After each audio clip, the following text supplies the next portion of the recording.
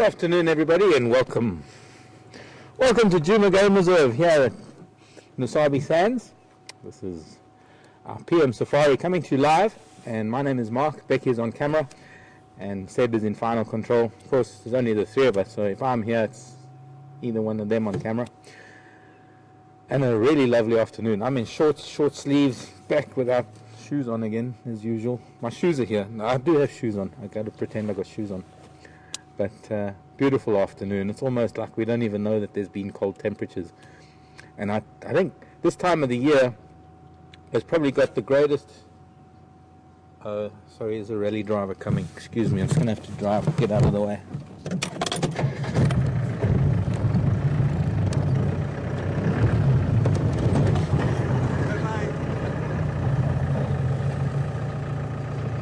And people wonder why I make comments.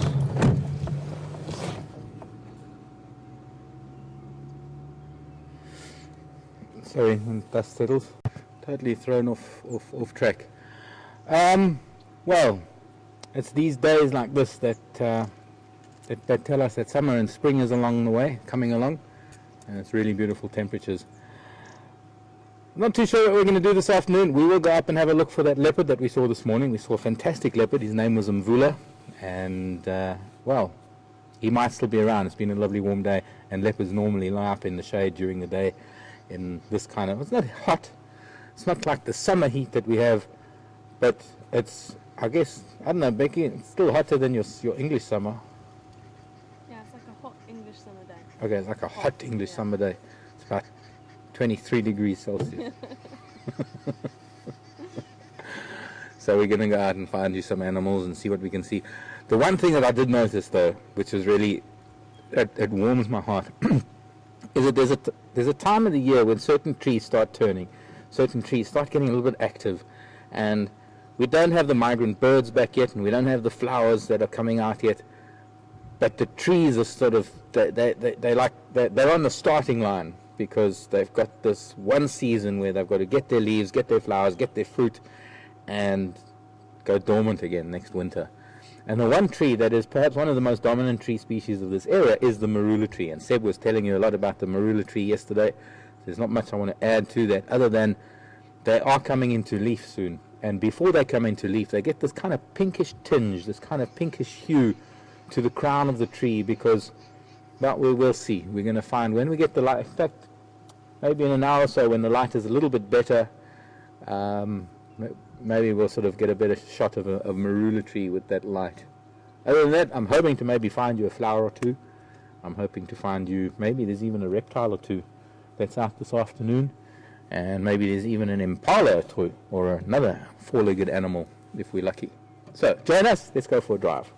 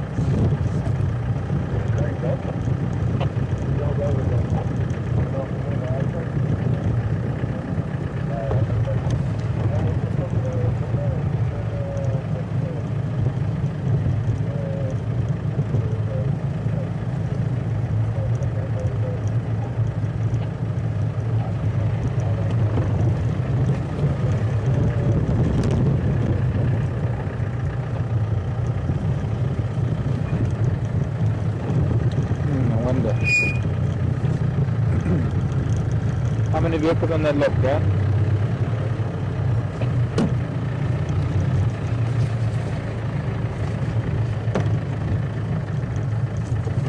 Okay, change of plan.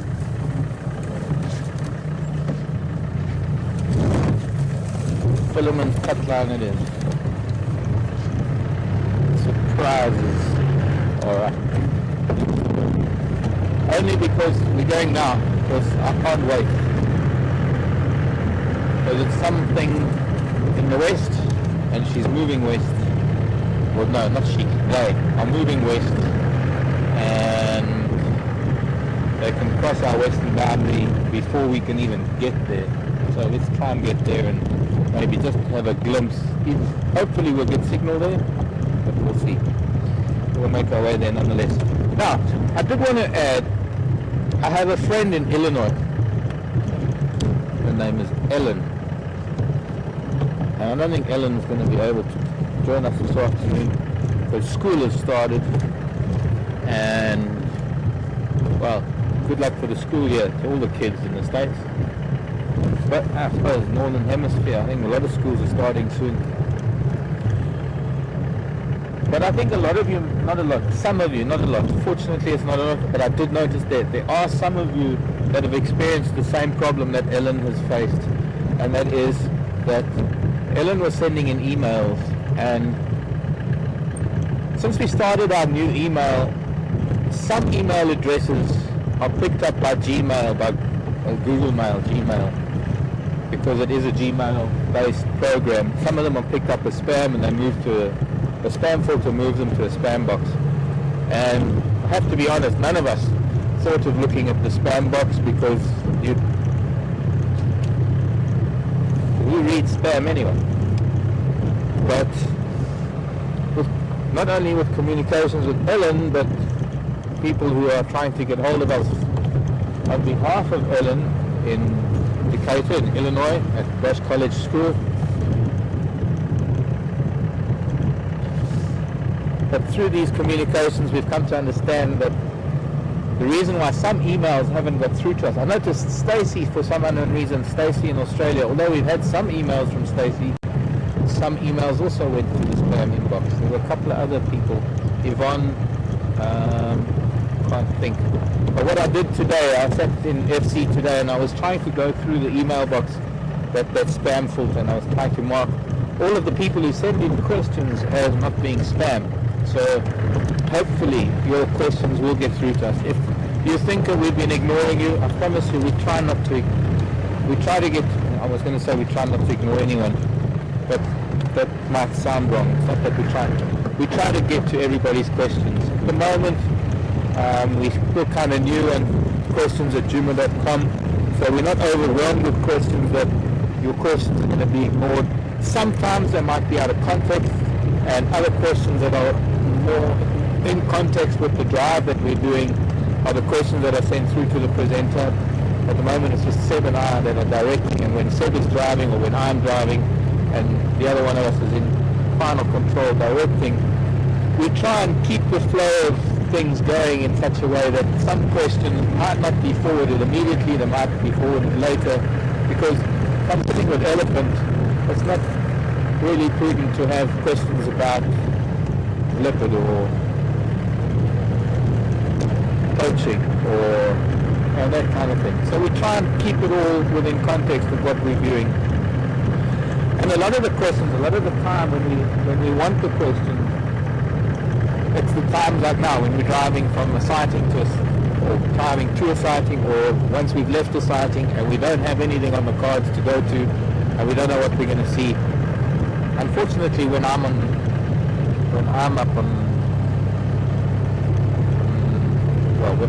behind the wheel, as you've noticed, a lot of the time I'll get a question in my ear and I'll start answering it, and suddenly I'll see something. And for me it's vital that I suddenly talk about what it is that we're seeing, and so I might forget that question, or I might show that question for a moment or two.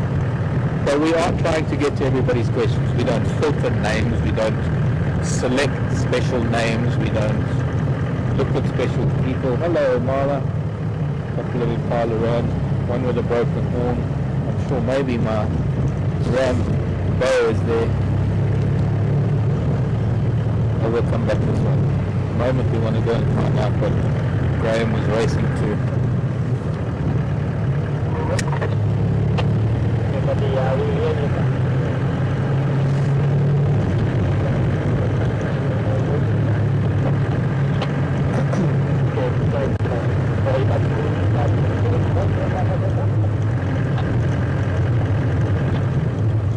Actually, hang on.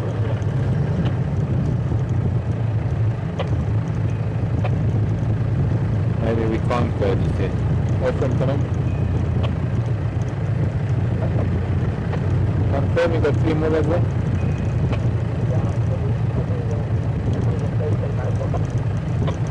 Okay, copy. Now I'm going to stand by after over.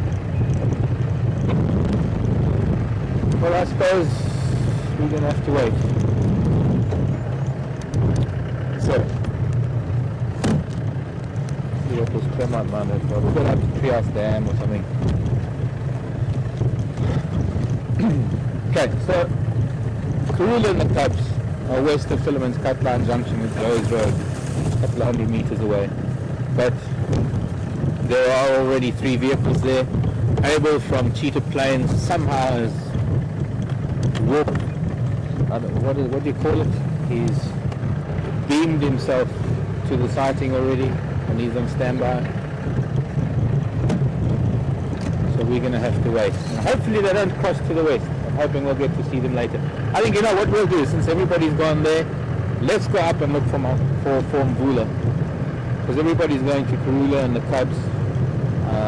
It is in an area west of the junction with Zoe's Road. Is a very difficult area. It's a very low-lying area. If you look at the map, it's going towards the junction between Gary Main and Triple M, and we've never had signal there. So I'm not saying that we won't have signal. I'm just saying it is a bit of an iffy area, and for the time being, well, let's go and look for Mvula. He might still be one of those termite mounds or something where we left him this morning. He had a full tummy. He made a kill, and we think that the hyenas took a kill away from him. Excuse me, my boys. And or maybe he left it. Maybe he left it because he was full, and he just walked off, and the hyenas got the rest of it. We found drag marks. Jacques from Cheetah Plains managed to find hyena with bits of meat in their mouth. But who knows what happened. I think if we had been there maybe a minute earlier, we might have seen something. If we'd been there 5 minutes later, we would have seen something. We just happened to be there at that precise moment that nothing was happening. Just after we were there, there was a little bit of activity with hyena. And then a few minutes later, Mvula was found around between Weaver's Nest and Twin Dams Road. And I'd just done that loop. I'd just been there looking for a leopard, but we must have just missed him somehow. So we eventually caught up with him. We spent some time with him. We left him sleeping on a termite mound.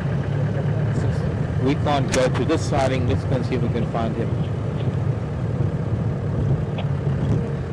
Okay.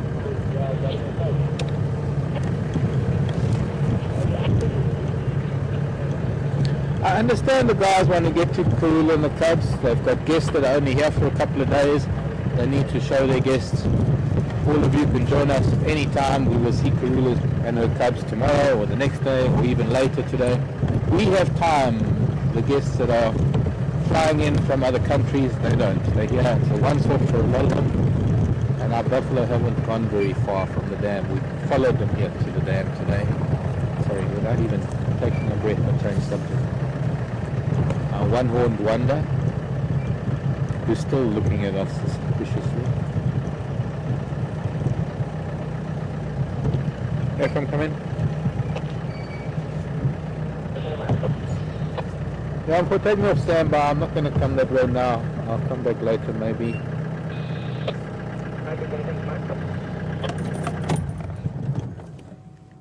Three in Yari, Trias Dam.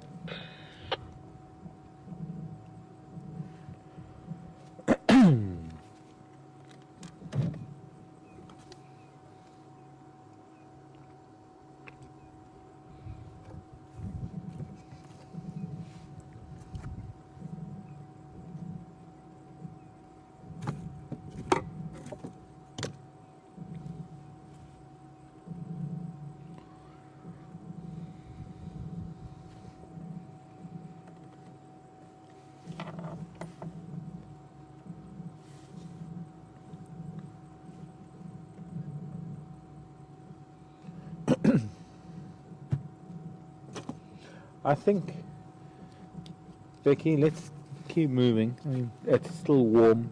The buff aren't very active.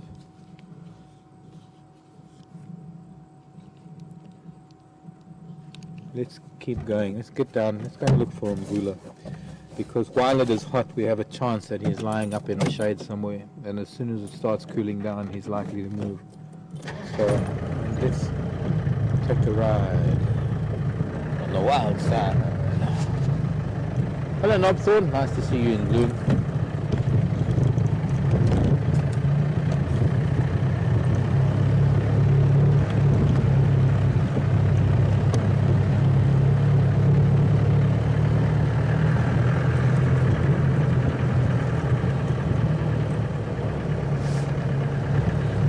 Go across the dam wall, but I really don't want to disturb the Egyptian geese unless they've already disturbed just by me being here. But no, one of them is lying down, the other one's standing guard. I'm guessing it's the TR. There she goes. They're not happy with me already. Alright, so we might as well go and cross over.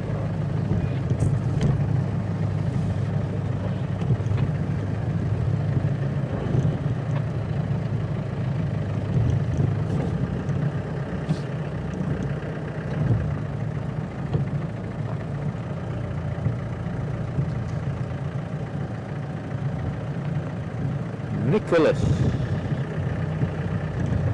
Sorry geese, I'm sorry to disturb you. I wasn't going to, you didn't have to move, but now that you did, I'm coming across the damn wall. And Nicholas lives in Brisbane, Australia. How long you been there, Nicholas? But Nicholas is originally from South Africa, from Joburg. How long you been in Aussie? How long in Oz? That's it. How long have you been in Oz? And Nicholas is wanting to know whereabouts is Jume, is the first time viewer. Nice to have you on board. Well, we're on the western edge of Kruger, Nicholas. We're more or less centrally located in Kruger, but on the western edge of Kruger in the Sabi Sand. I'm sure you must know about the Sabi Sand Game Reserve. Jume Game Reserve is one of the top lodges in the northern part of the Sabi Sand. In fact, it is probably the northernmost lodge in the Sabi Sand Game Reserve.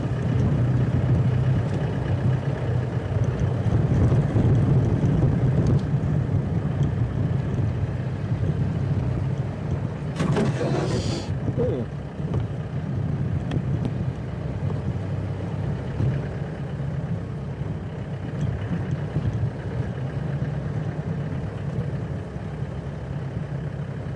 Nice that the cloud cleared up. Sorry, Sid. Go on.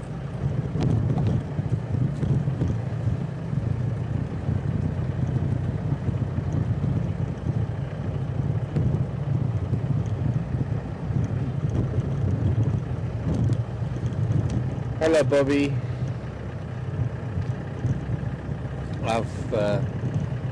I'm glad I've stirred up a little bit of stuff with this flower that I put on. Now, I don't know if some of you remember, but I put this flower up on one of my Remarkable Creatures shows quite some time ago. And I still don't have the books. And to click through one page after the other on a website, just looking for this flower, because I don't have any idea even what family it might be in, because it's quite puzzling. It's definite. I mean, I would say it's definitely not a lantana. I've never seen a lantana grow like this. We get two species of lantana here. We get the South American lantana camara, which it definitely isn't, because lantana camara grows in a bush. It's a big, round, very rough leaf. It's a very different flower. It's very shaped differently. It's completely different. The indigenous lantana that we have has got a mauve, lilac, purplish, that kind of colored flower, and obviously it's definitely not that. Now, there might be a ground-dwelling species of lantana that this is. I'm not sure. Somebody sent me something from California. I can't remember the name of it. Could be Asclepius, which is related to the milkweed family. I think because Asclepius, isn't that milkweed? But I don't know. I don't think it is that one. It's not a clivia. What I did today was, if you go onto my other page, I don't know what to call it, other than the other page, the remarkable mark page, set up by Lisa. Thanks, Lisa. But my remarkable page, I put on a couple of new photos on that page today. So please take a look at that. Have a look, because I put a photo of the whole plant. It barely stands a foot high. It's maybe a foot in diameter. The flower head itself is maybe 2 inches in diameter. So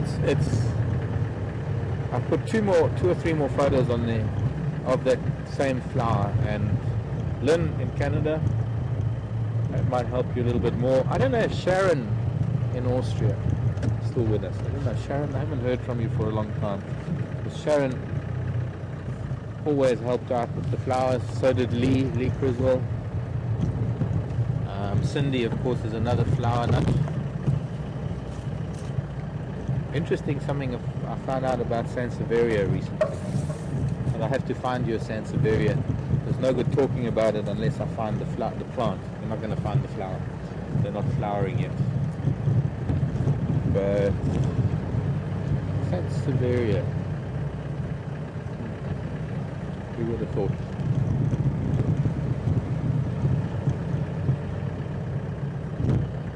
But no, I don't think it's a lantana. I really don't think it's a lantana. I don't know of a lantana that grows the way that does.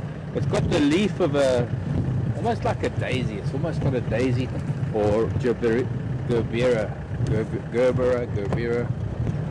the Barberton daisy, that kind of leaf. It's not succulent type. It's not a bulb. Clivia is more like a bulb with long, thin, straight leaves. And of course the clivia flower is huge, but then of course I couldn't give you anything to show you scale with that photo. So it does have similarities to the clivia flower if you look at one individual little flower. Speaking of clivias, I want to know if anybody out there has got any clivias, and if anybody has a white clivia. I'm looking for a white clivia. Very rare, I believe. I've grown a lot of clivias from seed. It takes a long time. That seed has got to lie dormant for some time before it germinates. I like clivias. In fact, near Hoedspruit, if any of you ever come near Hoedspruit and you're looking for overnight accommodation, and I don't even know the people, but there's a little place called Clivia Cottage, and I actually haven't been there, but there's a little Clivia nursery called Clivia Cottage. This is interesting. This is very interesting. I'm wondering where I should. Let me go that side of. Look at these tracks. There's some very interesting tracks here. I can do a track question and ask you what you think.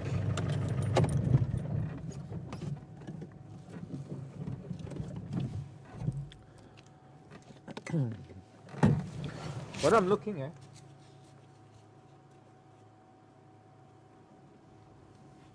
yeah, and here.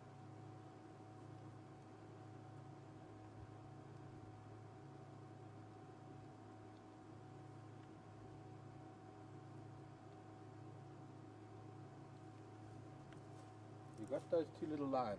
Yeah.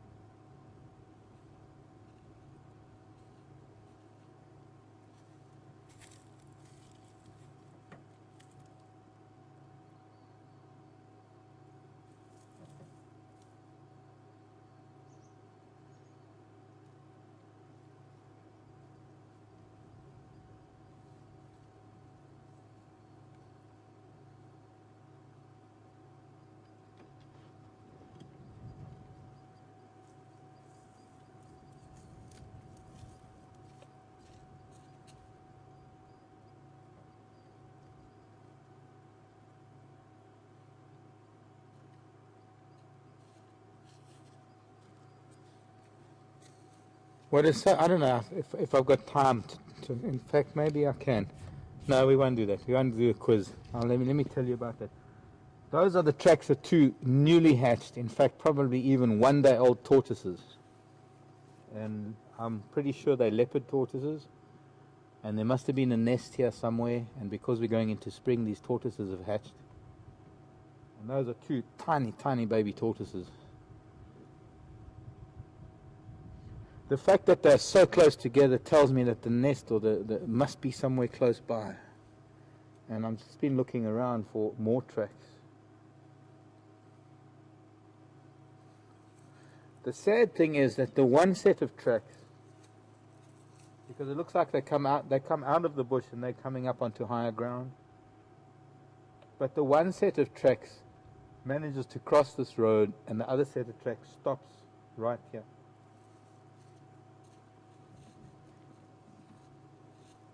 So again? Yeah.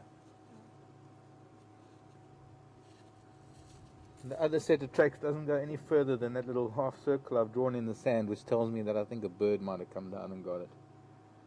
You know, you can get 20, 30 tortoises coming out of maybe not 30, but you can get a dozen to 20 tortoises coming out of a nest, and their chances of survival are really, really slim. To get an adult tortoise, you have to know the kind of rigors and the kind of things that they go through just to get to a year or two. And then, of course, as they get older, they get more resilient, they get more adept at hiding, and as well as they get a little bit more resistant to predation. But the other little tortoise managed to make it across the road and managed to make it up that way. But this little tortoise, this little one, so I'm guessing that they must have been born somewhere in the bush over here. And that has to have been today. Signs of spring. Baby tortoises hatching. That's quite interesting.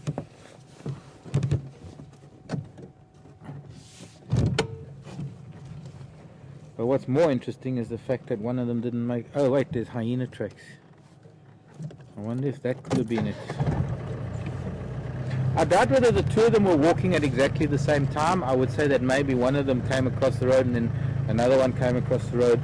There are hyena tracks here. And there's a remote possibility that a hyena picked up and had a bit of a snack. Also, I was going to have a look in this mitre drain, because this is pretty good sand for a tortoise to lay eggs. Let me just have a look down here quickly.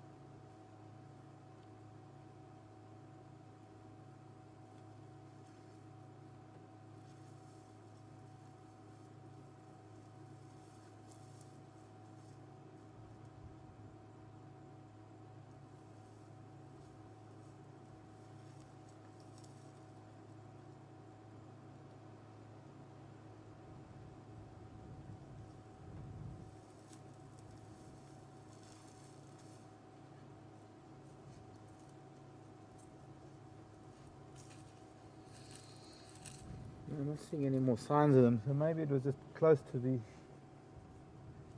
edge of the road there, and really, really long grasses.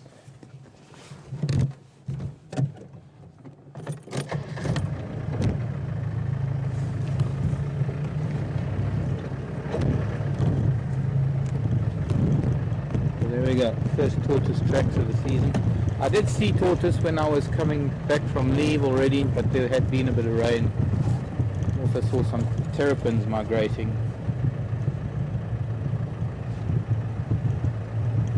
Moving to more permanent water.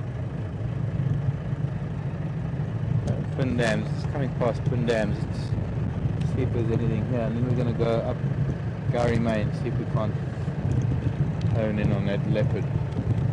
The Mvula male leopard.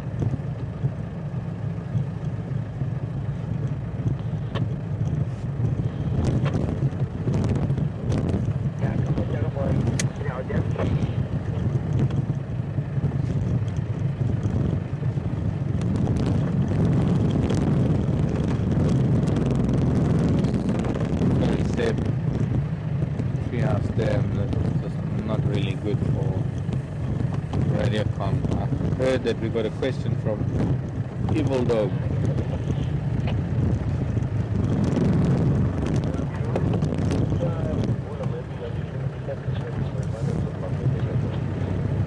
Okay, that's not a problem, it is.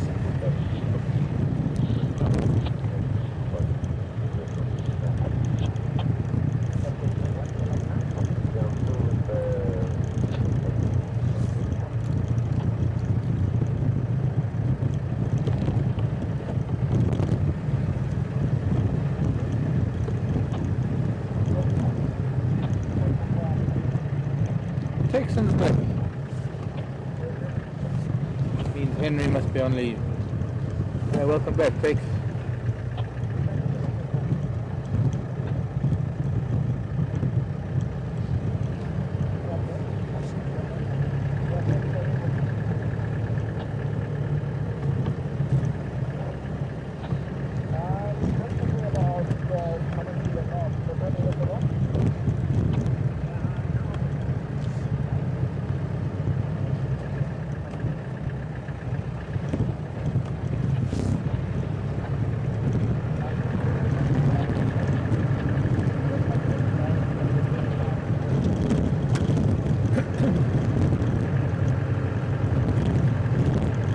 Knobthorns. Most of the knobthorns now have got flowers on.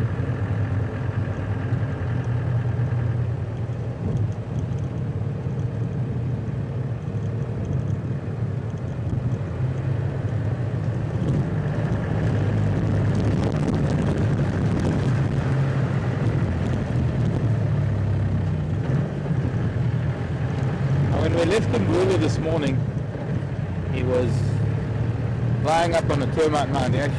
He was at the entrance to a burrow in a termite mound, and he turned around as we left and he put his face down. He was uncomfortable because he's been full, and he came from Twin Dams, Weaver's Nest, somewhere around there. I'm thinking that he came from that area of Leopard where he saw the drag marks and the hyena was seen with the kill, or the remains of the kill. I think that's where he had been feeding. A couple of the guys are saying they think he's got a kill here. I don't know. I won't rule it out, but I very much doubt that it is. I can't imagine, unless he went from here to go and drink water and he came back to his kill. That's the only thing that I could think of. Other than that,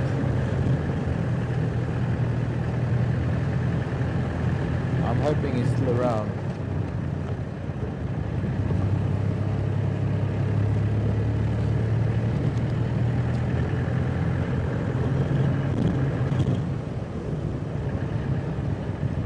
I do, Seb, I do.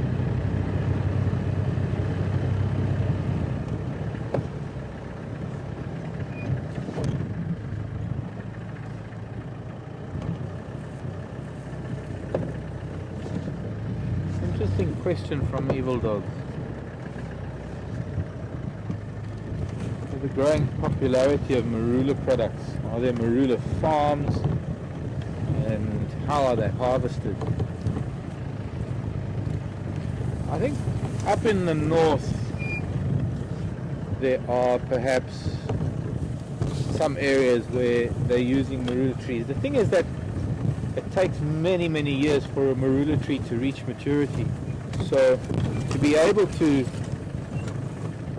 farm them, you would have to plant trees now. Well, you would have had to have planted trees 30 years ago or more. Oops, sorry, Becky. To be able to harvest some of the fruits now, it takes a long time for those trees to mature.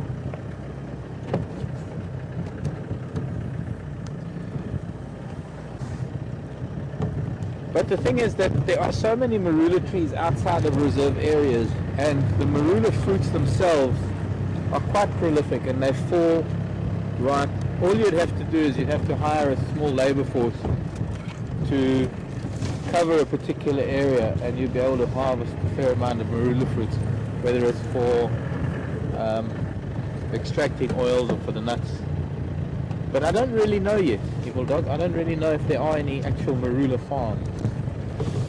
Harvesting the fruit is quite difficult because you can't get up into the tree unless somebody's developed some means to pick the fruits. Other than that, where there are no baboons and there are no elephants or other animals, the fruits sort of litter the ground, where you could take a couple of baskets and you'd probably get a fairly good number of fruits from one tree. But I don't think there are actually as yet farms that have marula trees the way some farms have peach and pear trees and the like. Now obviously this time of the day the sun is on the other side, so the sun is now on the side of the termite mound that Mbula was sleeping at. It's quite possible that he might have gone to the shady side on the other side, might be that he's down in the bottom here in the drainage line. So we'll just have to look around carefully.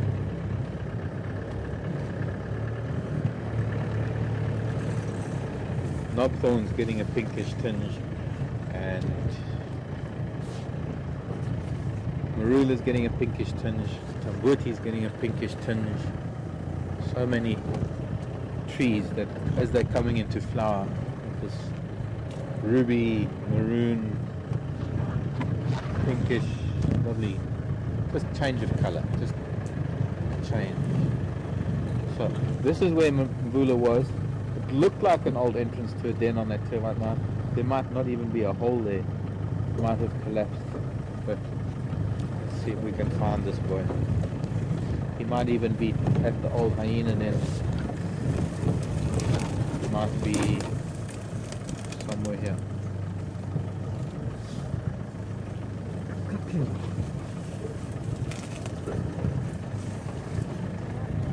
What? Oh, there was a knife. There's a nightjar. We'll get it. It's here. Oh, that one. That was just also just flown away. A couple of nightjars. Yes, let have been sleeping. But no, let's just look for leopard quickly. Look. I want to disturb nightjar. We'll look on the shady side of this termite mound. There's some deep shade here in the drainage line. Not easy to get in here.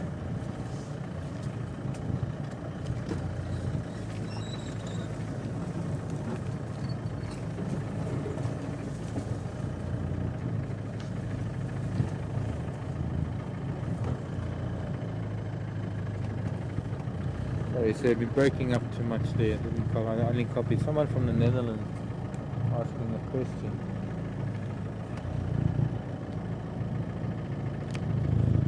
Ah, okay. Hilke! Hello, Hilke.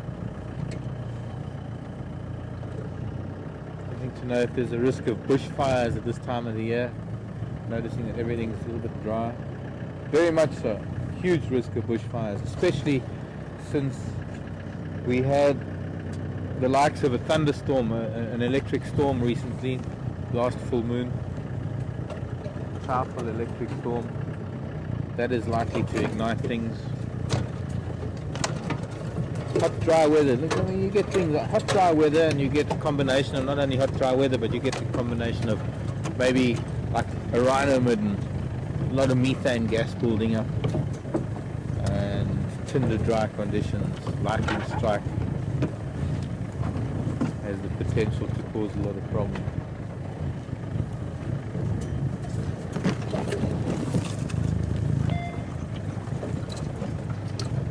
From coming.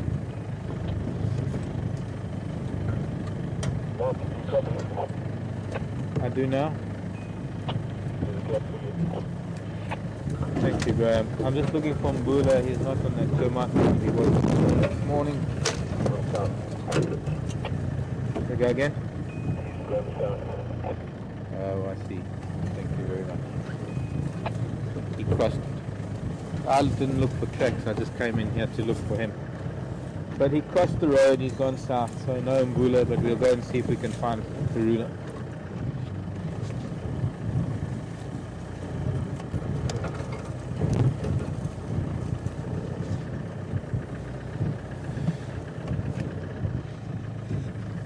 One of the reasons why fire breaks are so important, Wilke, at this time of the year, is that if fires do occur, we can at least stop them, we can at least prevent them from spreading too far.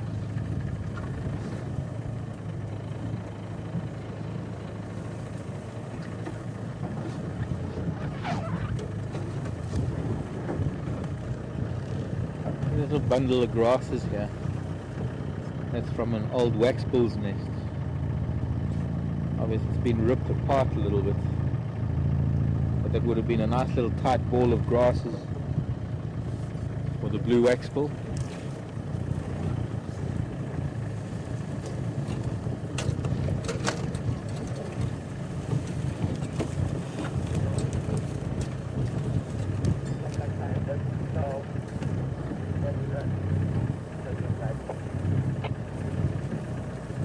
What's that there from? Copy.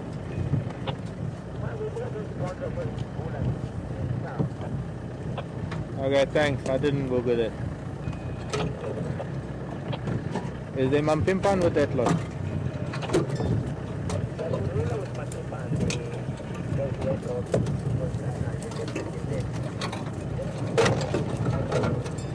No, with Noonpa.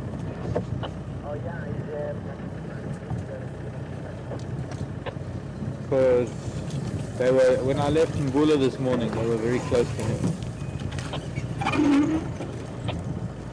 Okay, thanks, but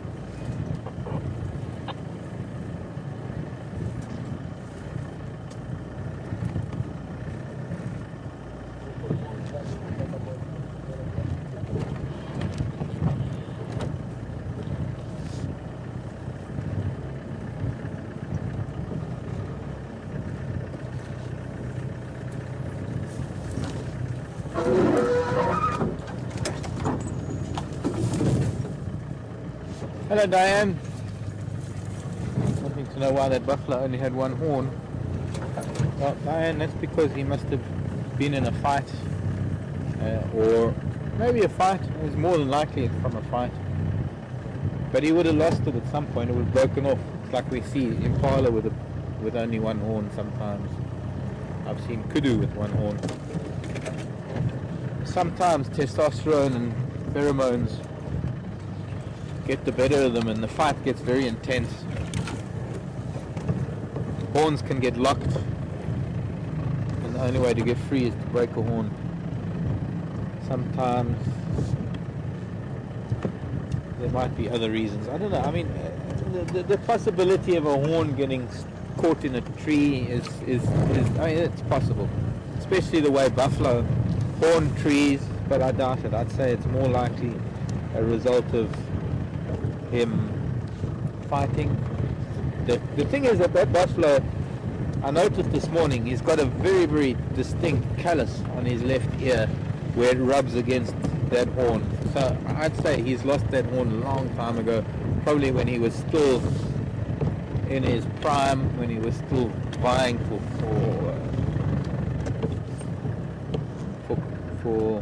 rights or access to females.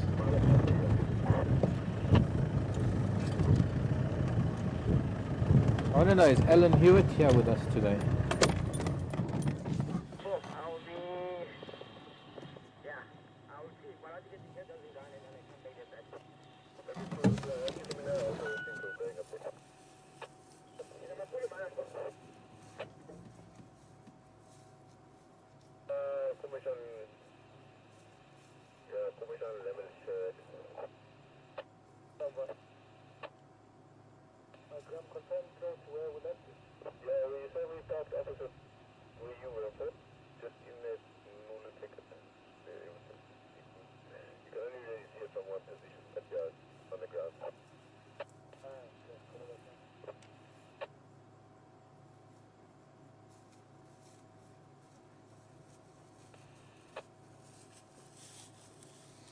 That's a monkey orange. Alan Hewitt has been asking us for a long time now to look at a monkey orange fruit, and that's one of the few that is still around at the moment. Most of them have disappeared. I didn't know we would find one at this time of the year. But I didn't really want to pick it. It's got a few teeth marks. Something was trying to bite at it. Obviously didn't get to it. But it's not quite ripe, and it's still very, very much part of the tree. So I didn't really want to pick it. There's always another time to find another fruit. I found one on the ground. Called the green monkey orange.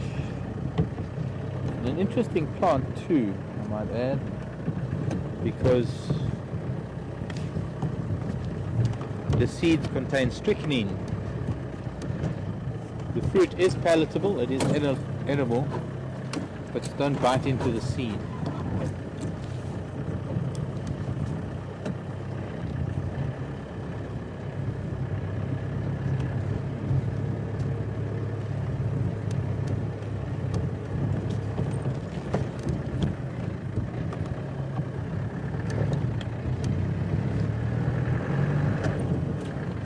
We don't need to rush to look at Karula, she's not going anywhere. Evidently she's got an impala kill there.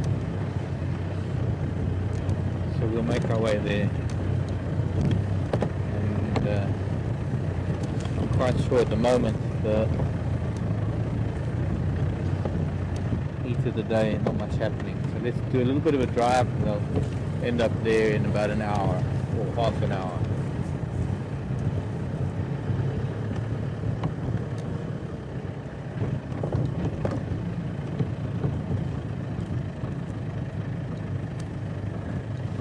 Wattle. Now, every time I see a wattle, I'm looking for parallel lines on the branches. From a question by Doris. Question from Doris. Doris asked a question about parallel lines on the wattle this morning. Just trying to figure that one out.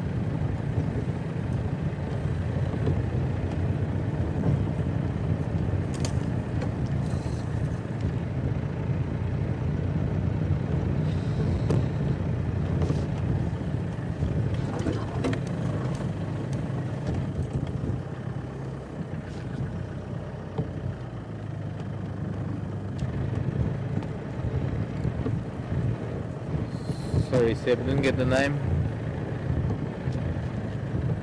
Oh, Stacy. Well, nice to have your emails coming through again, Stacy. How many leopards on the reserve, and how big is their territory? Do males and females share a territory? Let me just try and get out here. Chat to where these guys are.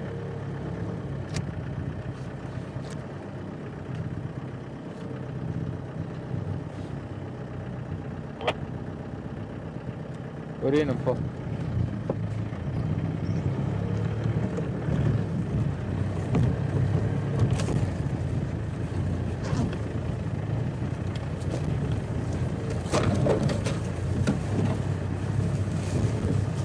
Let's go and chat to somebody quickly from another lodge.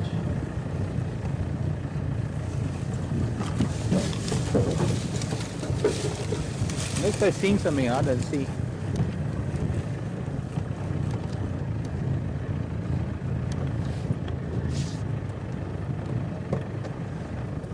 Oh shit.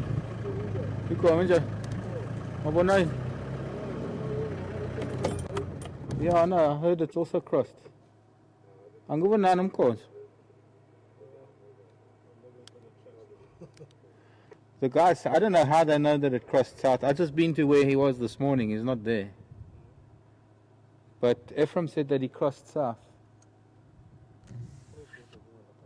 But it must be a little bit further down that he crossed. Hi everyone. Hi there. How are you doing? Great, thank you. How are you? Oh, very good, thank you. Good. I will soon. Okay. What are we trying to find? The lion or the leopard? A leopard. A leopard, yay. I'm not supposed to tell you. Okay, a leopard. No, we did have a big male leopard here this morning. He was quite full. We were all thinking that being quite full, being quite a hot day, he might have stuck around, but he didn't. And I haven't seen his tracks. He has monitor lizard tracks. Different, I suppose. It's got spots on when they're small.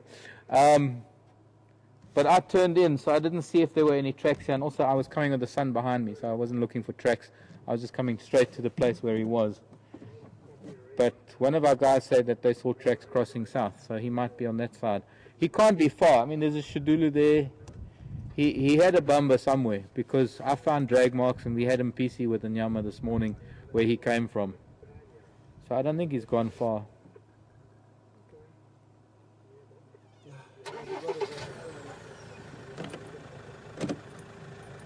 Okay.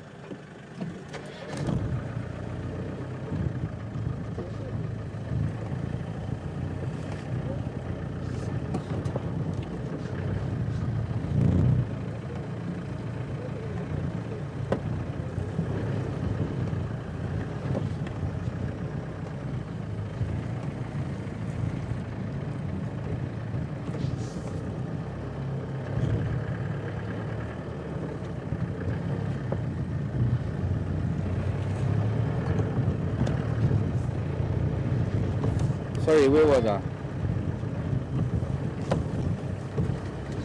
I know it was somewhere. Stacey in Australia. Size of leopards, territories, how many leopards, males and females, do they share territories? So, difficult to say how many leopards. I think I counted, I mean we see, it's not so much a case of how many leopard are here at Djuma. It's how many, in fact it's hard to even say a specific number for the Sabi Sand, and there has been an approximate count of the number of leopards that there are in the whole of Kruger, because we've got to include Kruger. We're not a self-contained unit. We are not. We don't have fences, except well, we don't have fences. Djuma doesn't have any fences. Djuma's boundaries are open to the north. We've got Buffels to the east. We've got Torchwood to the south. We've got Hoffman's and other properties, and Arathusa and stuff. And to the west, we've got Elephant Plains and Arathusa. So it's not It's not really an easy thing to say that there is an X number of leopards, because although they're territorial, and one could really, in some ways, one could count them. The fact is that there are some leopards, like this big male that we're looking for, and here's a duiker and it's just running away, so we know that he's not here. This is the old hyena den, by the way, just near Cheetah Cut Line Junction with Gary Main.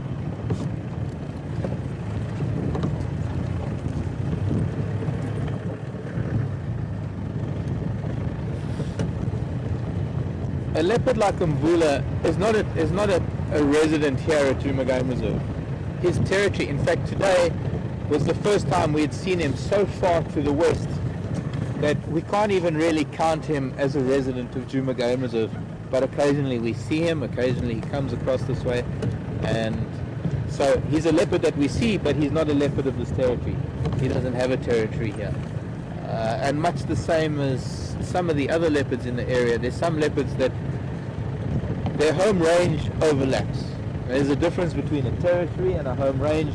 A territory is an area that a leopard will defend against members of its own species, sometimes to the death. A territory is a very distinct area that it demarcates as its own.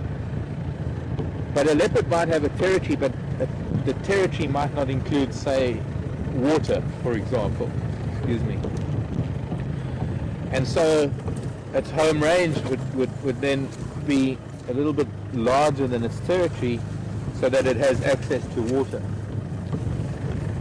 And if I can equate that into, if you own let's say you own a property, however big, of course our territories are all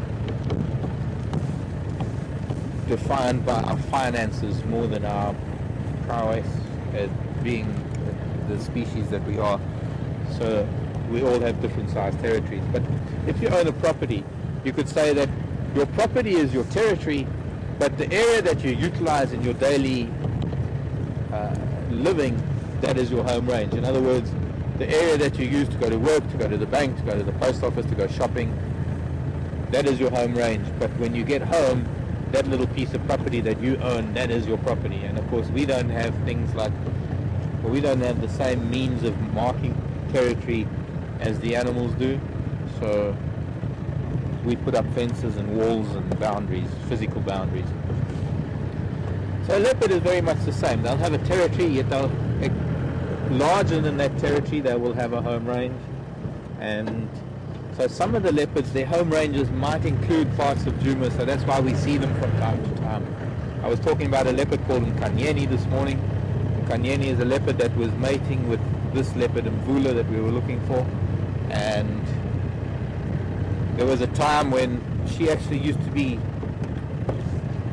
using a little piece of Juma in the northwest. She doesn't use that anymore. Her territory is now mostly here to the east and to the north. And I'm sure there are times when she does cross over. So we can't really consider her a leopard of Juma, so we can't really count her. But we haven't seen her for at least 2 years.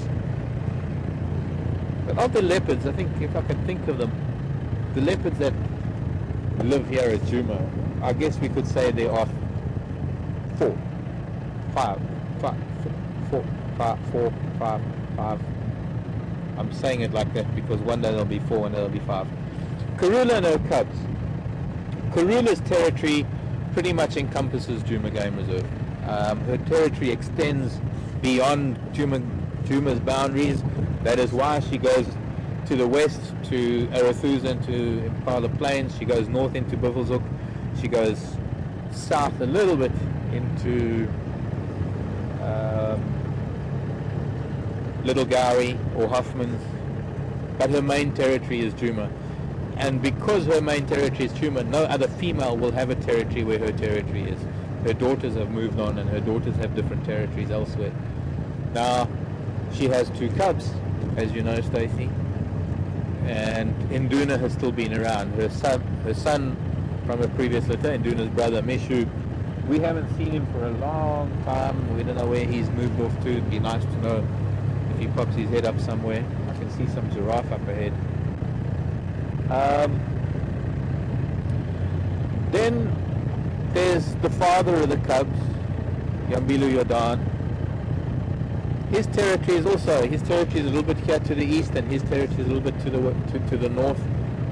A fair portion of his territory extends into Juma. In fact, oh, here's a lilac-breasted roller, and really nice shot of it. Let's keep maybe some sky behind it while I'm talking to you about leopard territories.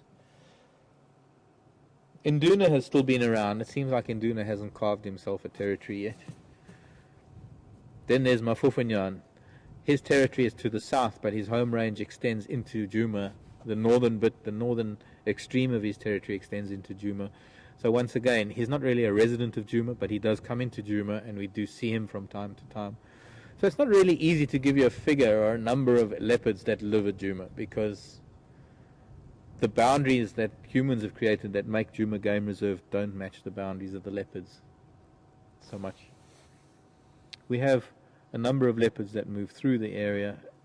So at any one time, I would say at any one time we do have leopard on this property. It's a matter of finding them. How many at any one, I don't know. Let's see, we've got Karula, her 2 cubs, Mishu and Duna, Saseka Tingana, Saseka's cub, White Cloth Sun is still around, Yambilu Yodan, Mafufunyan Mvula,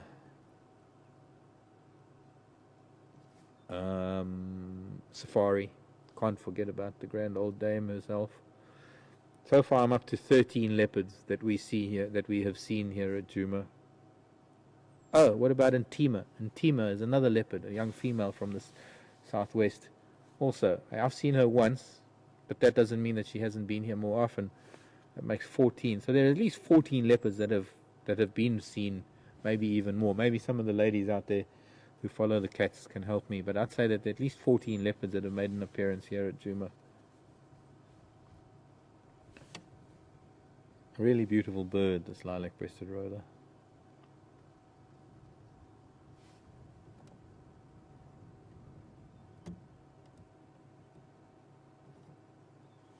Okay, let's go see those giraffe.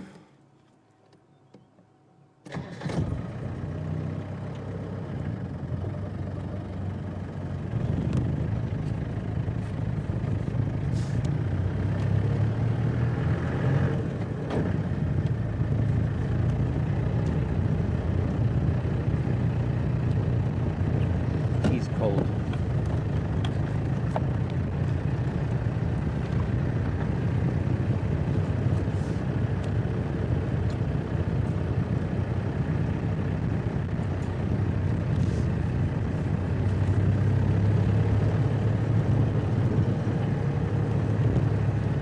These were the giraffe that were close to the leopard this morning.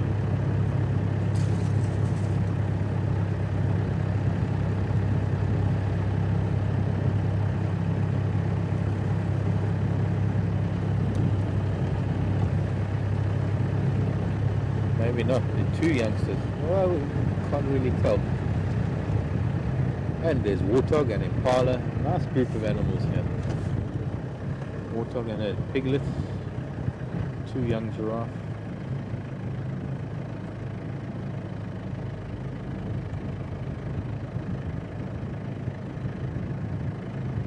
The adults are a little bit further on. Hello little girls.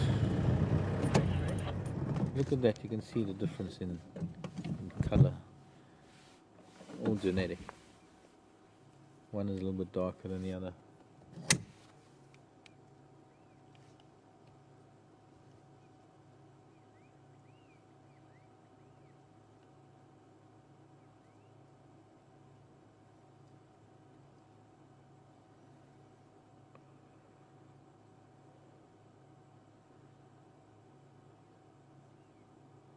I'll probably put them at about a year and a half. A year to a year and a half.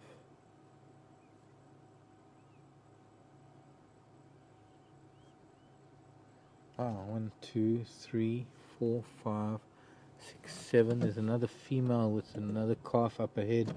There's quite a group of giraffes actually. There's another one. 3, 4, 5.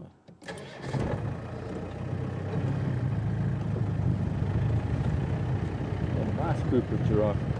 Spread out over well over 100 yards, 100 meters or so.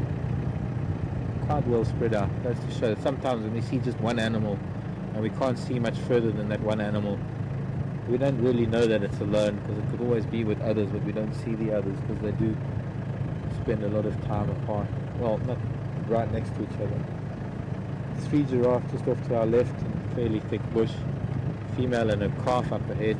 And I just want to have a look at this warthog and her children. Lovely green grasses coming through the old fire break.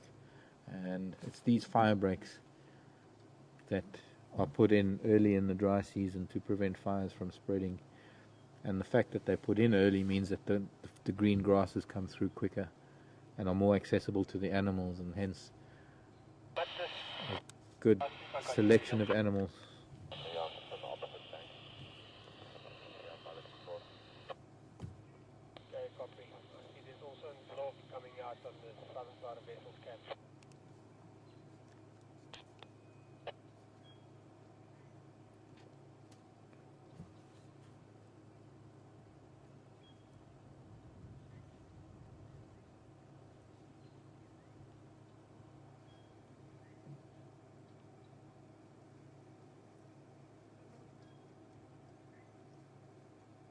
Do you know why warthogs' tails stick up when they run?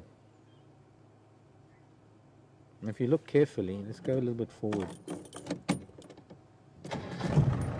Another thing that's nice to look at, if we can see these two children again, these two giraffes, they're completely different spot patterns or markings. But if you look closely when we're with the warthog, you'll see they've actually got very, very tight skins. Almost like the skin is stretched over their bodies. And when they run and they're running through the grasses, they've got to close their eyes so that they don't get grass seeds in their eyes. And when they close their eyelids, it pulls up the tail.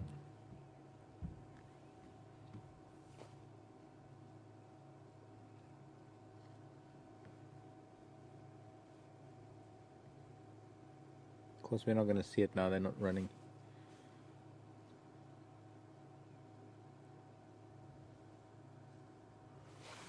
Another 3 giraffe with a youngster, and that female with a calf, and those 2, 3, 6, 7, 8, 9 giraffe in this area.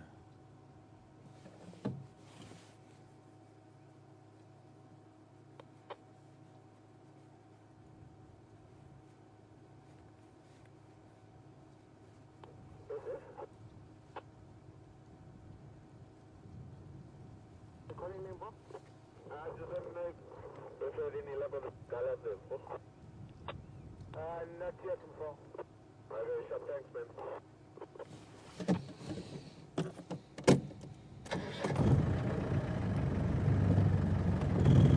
Come on, Mrs. Piglet.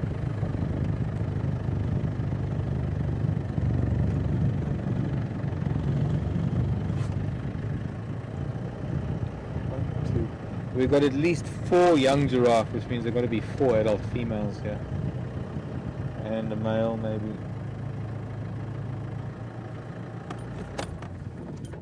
Is that Mrs. G? Baby G? The world's watching.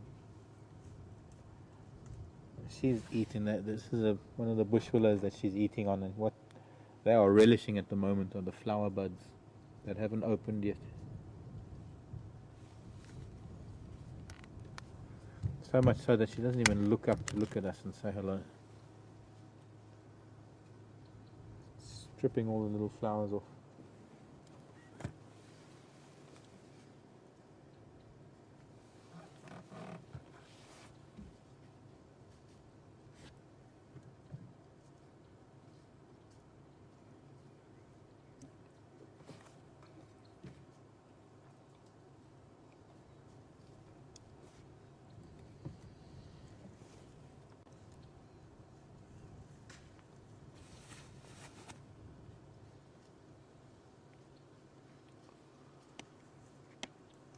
What's interesting is that there are 4 youngsters here that are the same size and almost the same age. These giraffe.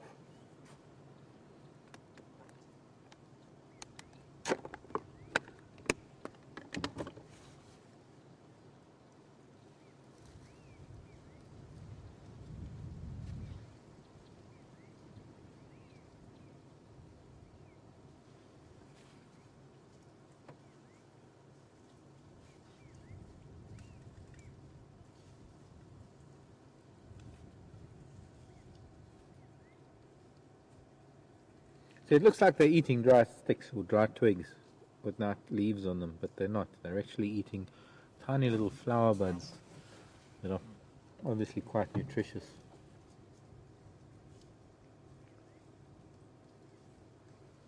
And there's another female, the mother of the other calf, coming in.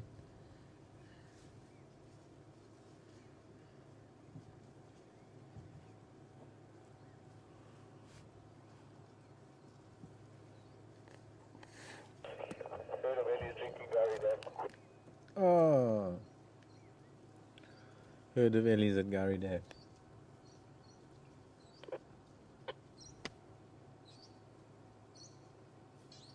Parrots flying overhead.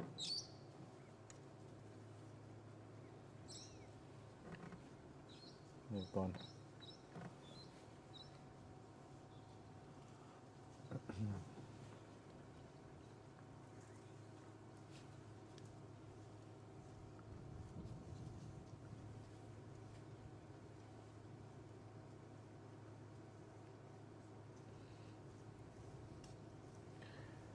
Mother and child interaction there.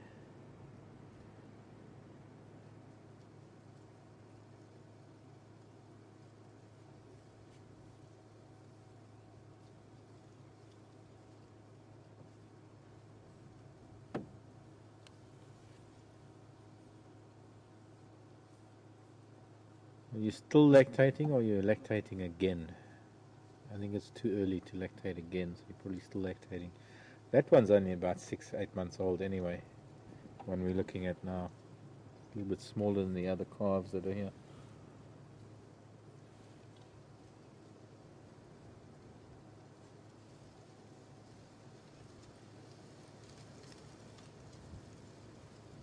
What was that kick?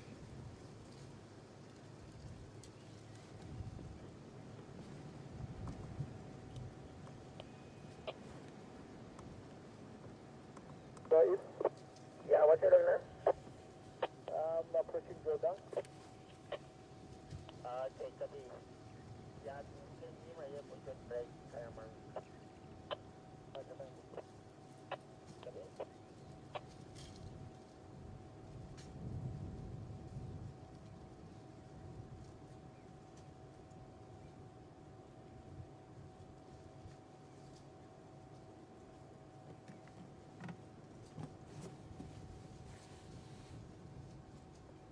What's up, little one?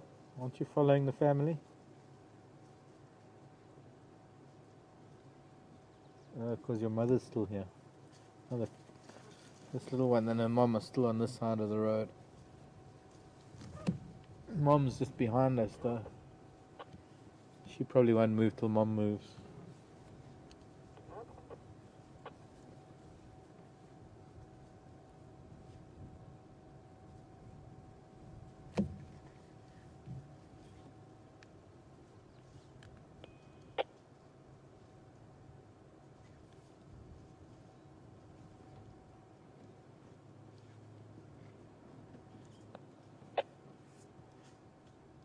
You're dribbling, child.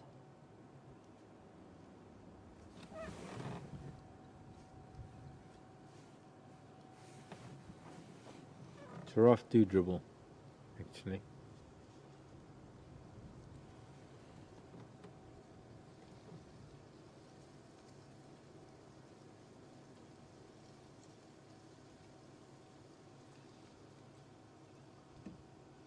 Okay, we're on our eastern boundary right now. We're on the boundary, it's known as Cheetah Cut Line. To the left, or to the west of us, is Djuma Game Reserve. To the east of us is a place called Torchwood where we cannot traverse. This is our eastern boundary. And we have to cover the entire,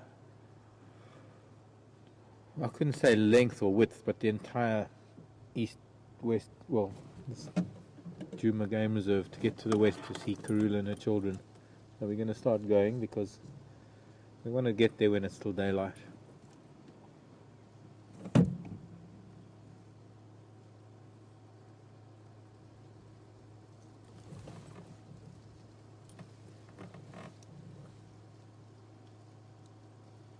But these giraffe are leaving Djuma and they're now going to Torchwood. So we're not going to see them for a few days. Or weeks, or even months. We'll see other giraffe. It'll be a long time before. It's an easy group to recognize. They've got 4 youngsters.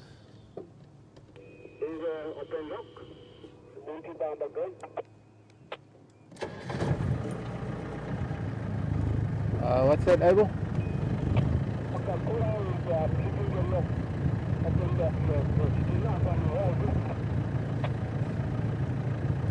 I didn't know you were calling me. Alright, thanks.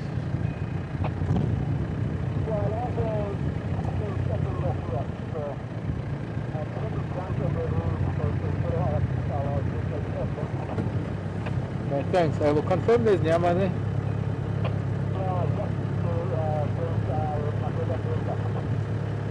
Okay, copy. Thanks, Paul. Yeah, I'm on Cheetah Cut Line with Kamiti. I'll be there in a while.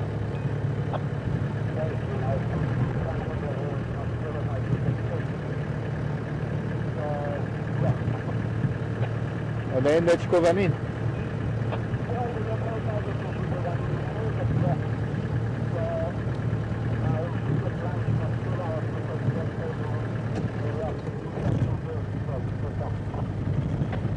Okay, copied. That branch you're going to put on Zoe's, or is it from Zoe's road?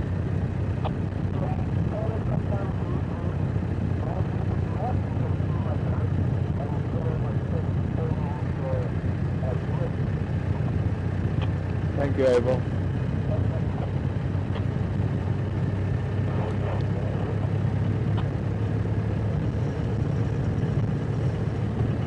What I like to hear.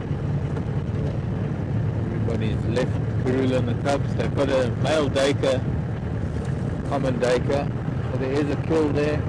It's time to get there because hyena going to start waking up. Hyena going to come sniffing around. So it's time to get back to that part of the world. So let's make our way.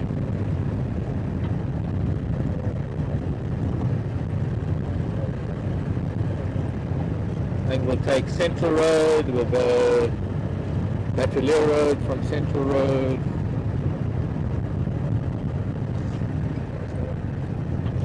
And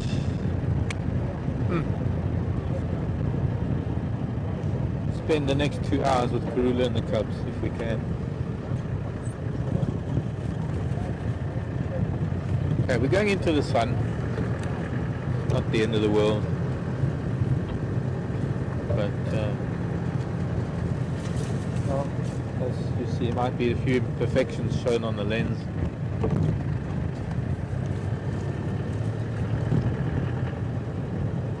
Always pick up stuff on the lens that you don't normally see when you're looking into the sun.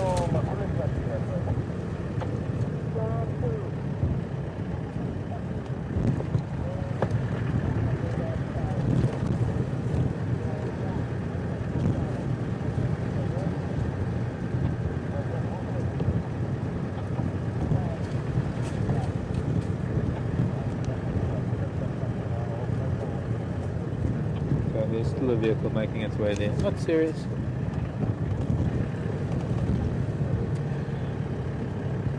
One of the reasons why I wanted to come to the eastern part of our property, or our area, is to see if we could find some rhino tracks.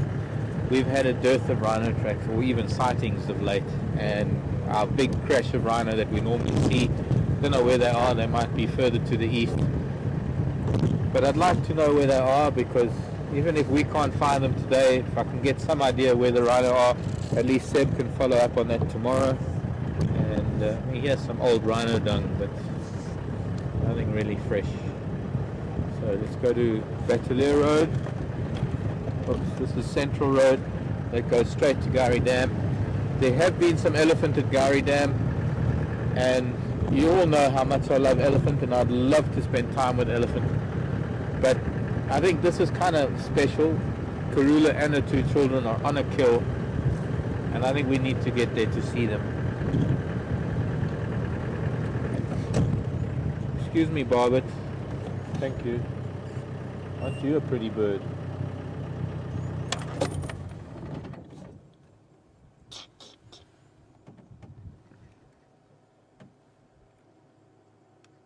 We're sitting in the road. There you can see the crest.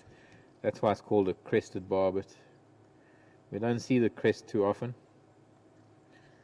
A really beautiful bird, the crested barbet. Mostly a fruit eater. And believe it or not, this is quite a common bird in suburbia and in the cities. And so many people nowadays put out feeders, put out fruit, put out bird bars for the birds. And one of the most regular visitors to feeders is going to be a crested barbet. And they've got a really lovely song. I have nothing against feeders. We don't have the squirrel problem that you might have in the UK or in, I don't know about Europe, how much squirrels invade bird feeders and things. I know in North America there's a big problem and people try and produce squirrel-proof bird feeders and things. But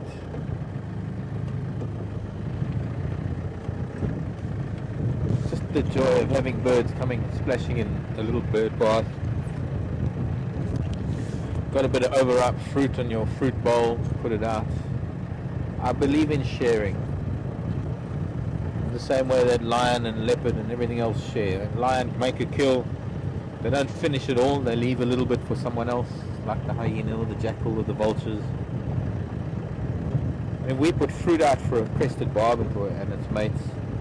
How much different is that to the lion killing a buffalo and leaving the rest of it to the vultures and the hyena or the jackal?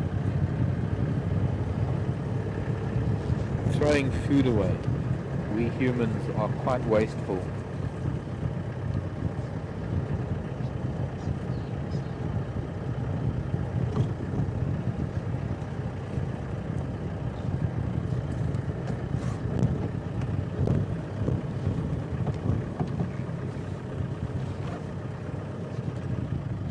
No one's driven here for some time, actually.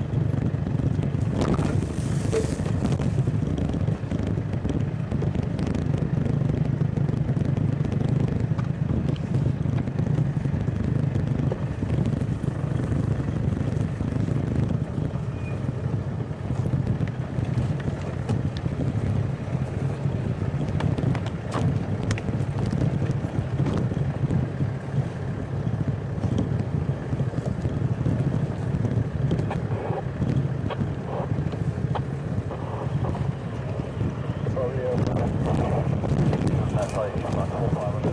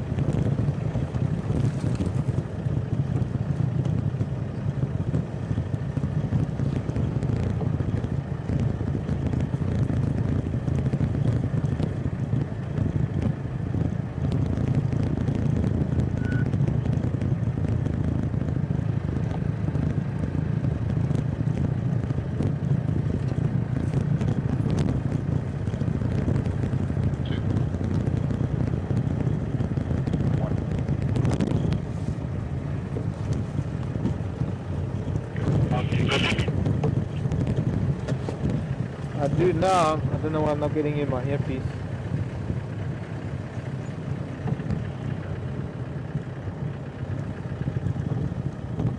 Okay, now I do. Something must have changed on the radio, but yeah, I was wondering why I wasn't hearing from you. I was wondering why there weren't any questions.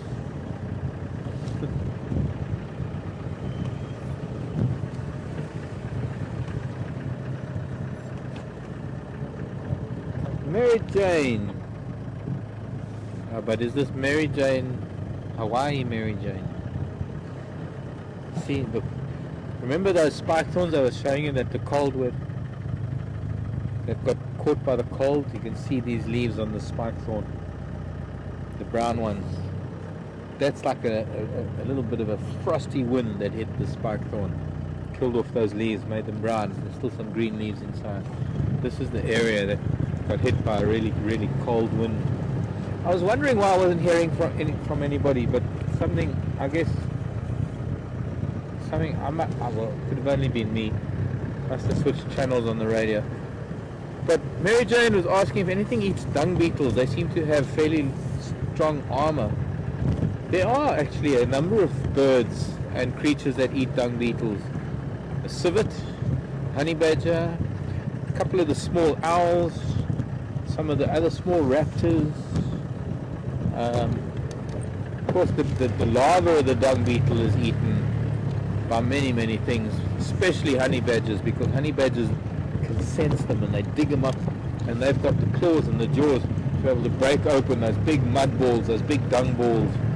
Well, they're dung balls covered in mud and clay, and the honey badger is able to break them open and get to the larva. I mean, when you're talking about a beetle that ends up this size as an adult, you must know that the larva itself for that dung beetle is a nice big fat juicy larva, and it's a fairly good meal for the likes of a mongoose. There's another one, mongoose. Mongoose will also do that. But not all species of dung beetles. There are a couple of dung beetle species that exude a really foul, pungent, unpleasant smell. In fact, it's the most common species of dung beetle. It's like a purplish dung beetle. I don't know what would eat them. I can't imagine anything that could stomach that dung beetle, but some of the larger dung beetles, yeah, there are a lot. In fact, when summer comes and the dung beetles are out, I know I posted a dung beetle on my page today, and I said that I'm looking forward to getting these things, having these creatures, these remarkable creatures coming back out again. But we're still a long way away from having dung beetles come out, and it's quite evident every lump of dung we pass, there isn't a single thing on them, maybe a fly or two, as opposed to summer when there's going to be so many creatures buzzing around. Any pile of dung, doesn't matter how many piles of dung there are, there's always going to be something there. But anyway, so here's Chelapan, by the way. We're already at Chelapan. We're going up Chelapan Road towards Weaver's Nest. onto Philemon's cut line, heading further west to Karula and her children. But yeah, there are some things that eat dung beetles, and hopefully in the summer months we're going to be able to look at some of the dung of things and see fragments of dung beetle.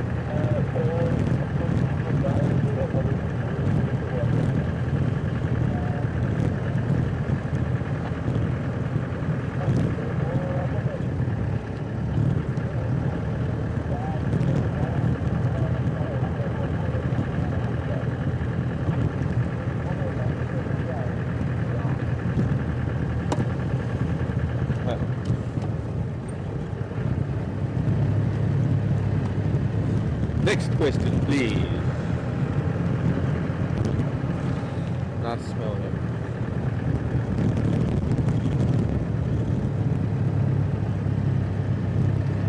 Peggy! Yeah, I managed to dig it out today. Penny wants to know what I've got around my neck. You see some of the early photos of mine. For many, many, many years, I wore a little bone gecko that was carved for me by someone up in Kenya. And then the tail broke and it fell off. And then I didn't wear anything around my neck for a while. And I'd have to show you. Can't do it now. But anyways, the big round thing at the base is the operculum of a marine snail. I don't even know what its English name is. I think in Afrikaans it's called alikrekel. Or is it a periwinkle? It's not a periwinkle. Maybe it's a periwinkle. Alikrekel, periwinkle. Kind of sound the same. But it's a periwinkle, a big round marine snail. The operculum is a calcium or a calcareous door. It's a calcareous, I'm trying to think what I can call it, protective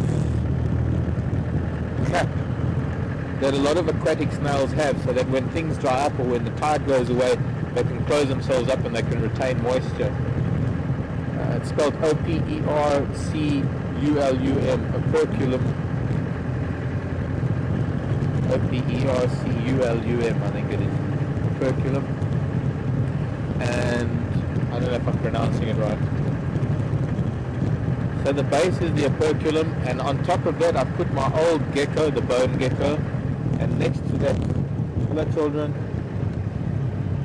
Karula looking a bit skinny, probably because it's a dry season. On top of that is a nice little brass gecko. Geckos are very important to me. I think geckos represent a certain chakra in your awareness, or it's one of those chakra spiritual things. I'm aware of it. But that was from a friend back in my hometown by the name of Kelly. Kelly gave me the gecko, and Paula gave me the operculum. Actually, the operculum comes from a time when Paula and I were down in the Cape.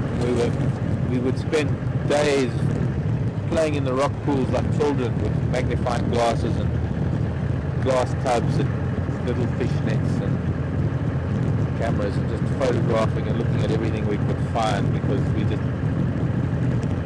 person after my own heart that just loves everything that lives and moves and grows. So the only symbolism is that it is a combination of sentimental things around my neck, representing certain people in my life. The gecko came from someone with the name of Jackie. I think Jackie is in Crete at the moment, or in Greece, running some hotel place.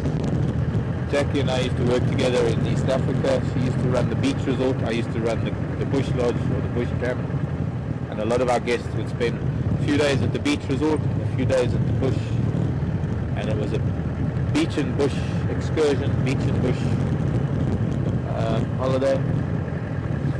And since it was a sister lodge, I often used to fly over to the beach resort for my 6-week break, which would often only occur after 3 months rather than 6 weeks. But so that also has pretty special place in my life. I'm a hoarder, I'm a squirrel, and I'm a sentimentalist. A rock can have great sentimental value. Linked to people in my past, or not necessarily in my past, because I think most of the people in my past are still in my life. But there are things that come from the past where I've had special moments with people that I keep. And I used to wear this, not all of this. I put it all together a few months ago, but it kept breaking. I fixed it today, and hopefully it'll last. I might have to fix it again. But it's my way of keeping people that are close to me around me all the time. People that have... I think if I had to take something from everybody in my life, I'd be sort of walking with my shoulders on the ground because my neck would be so heavy. So there are some things on my key rings, there's some things in my room, there are things all around me. The little trinkets and the little things that I have in my life all come from people that mean something to me in my life. So that answers your question. That's what this is around my neck. I just felt it was time to put it back on. I was feeling a little bit bare, and it had been sitting in a box waiting to be fixed. That time I got around to it. I think it's been like 3 or 4 times that I've been at home on leave and I didn't get around to it, but I took it home to try and fix it. Well, you know me, I get distracted so easily, so I just kept getting distracted by the creatures and the elephants and the things around me that I never got around to it. Today I got around to it. And if any of you don't know what a round to it is, it's a round disc and it says to it, to it, to it, to it, to it, to it. It's got the words to it going around in a spiral. That's a round to it. And it's only until you get around to it that you get around to doing things. Philemon's Cut Line, Zoe's Road Junction coming up, and hopefully we're going to find Karula and her children.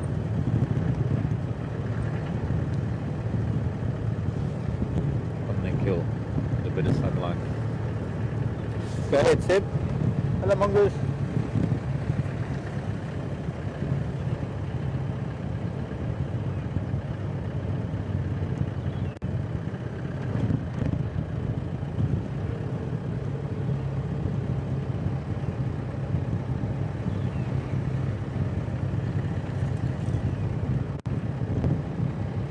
Valerie in Scotland. Val?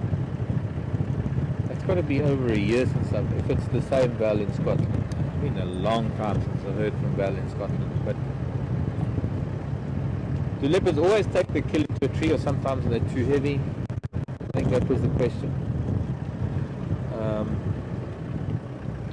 Sometimes it's not so much a case of being too heavy. Now I've got to find tire tracks in grass. Sometimes, let me just, before I just barge in, let me just find out if anyone is here. Any station with Karula?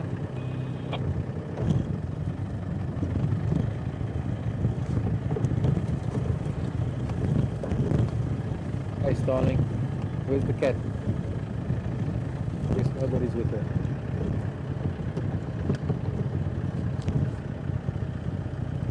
Generally speaking, leopard, when they're hunting, anything that they kill would be kind of the size that they would take, they would be capable of taking into a tree. But sometimes, if they feel that there's no threat from lion or other leopard or hyena, they might not tree their kill. As we've seen with Karula, and I don't know whether they are in a tree.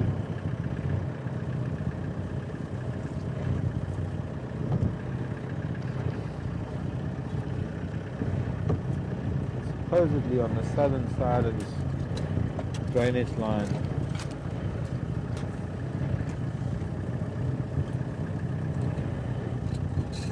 This is kind of an old track that comes in here, so I don't know if this is where everybody was.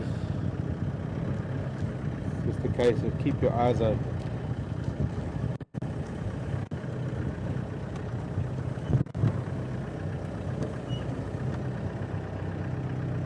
No tire tracks.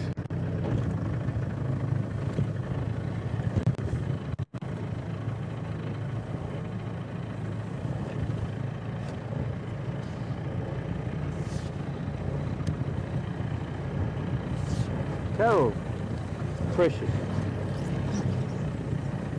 Asking about lilac-crested roller.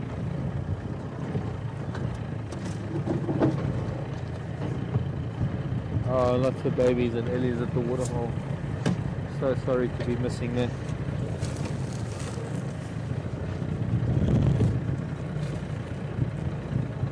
Hello, Dronga.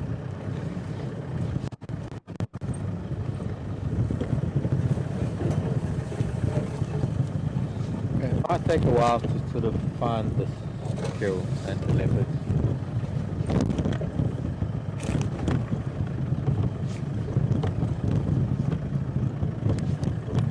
Yeah, here we go. Here's some tire tracks.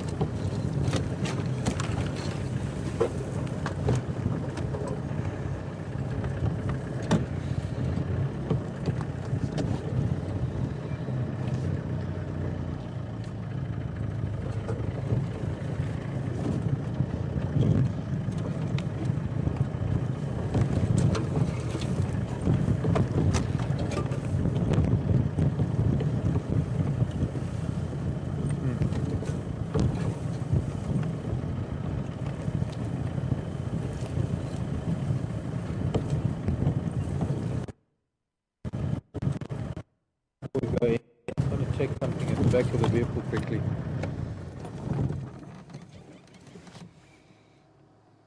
Yeah.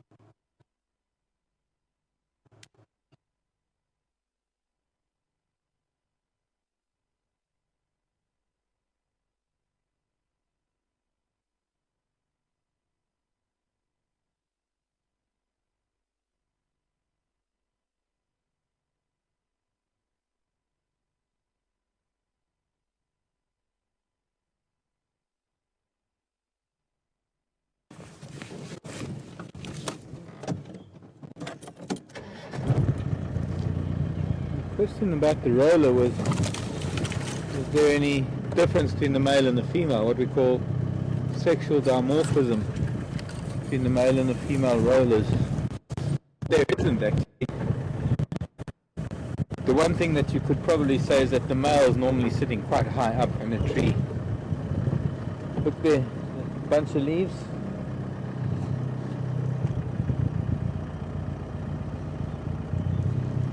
The dry leaves.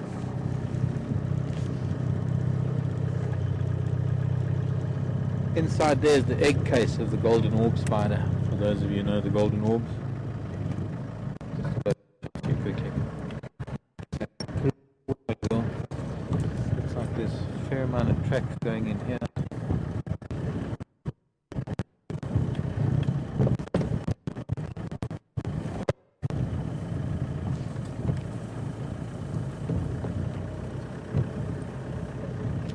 getting signal breakup.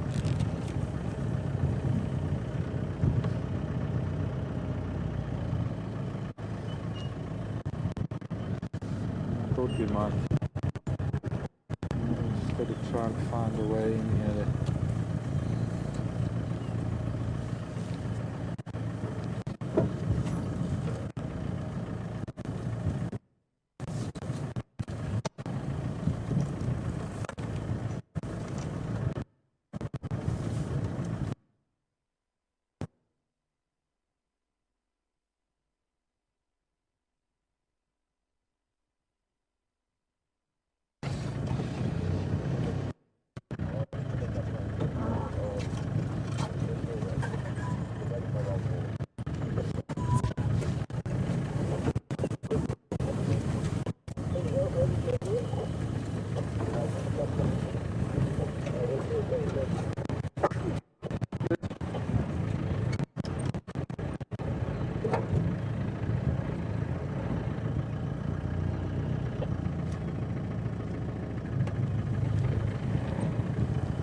Able come in?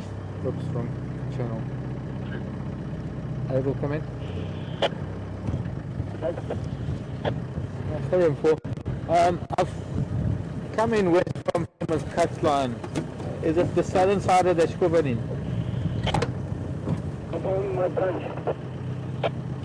No, I followed Adam Konzo coming in. No, it drives a little bit north from the one junction to Kaptan Leopard. A little bit north. Once you find my branch, you can follow my spec from there.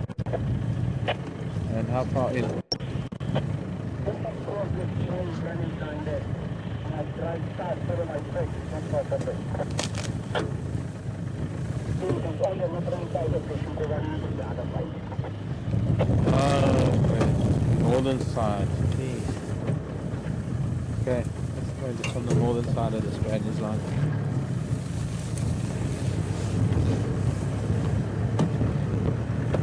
Whoops. Whoops.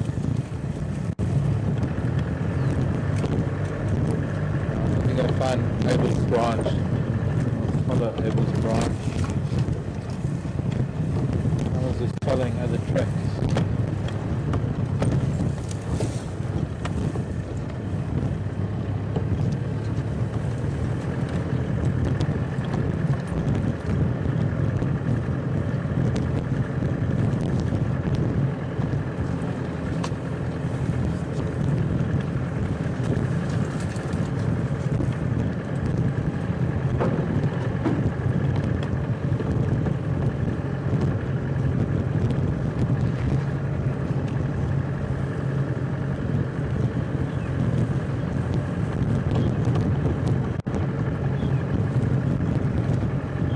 Excuse me, Hornbill.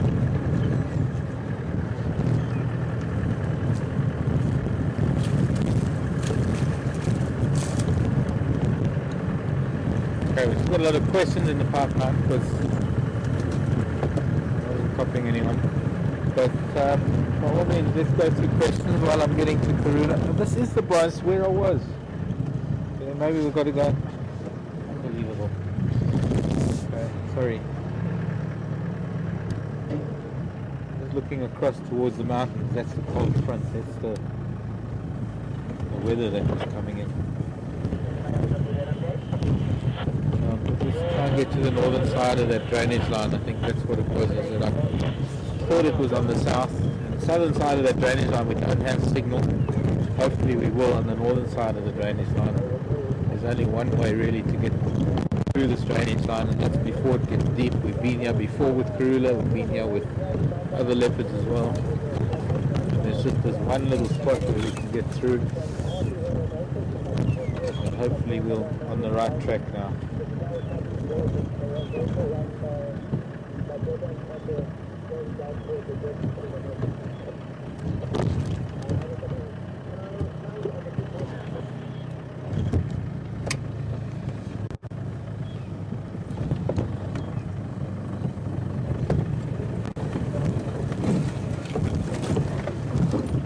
Sorry, Becky. Hidden holes needing anything this lock.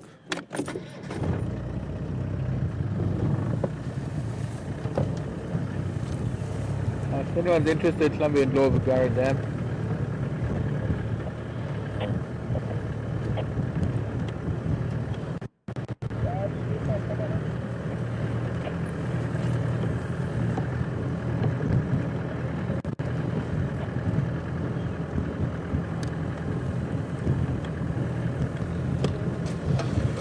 It's supposed to be a lot easier than it is.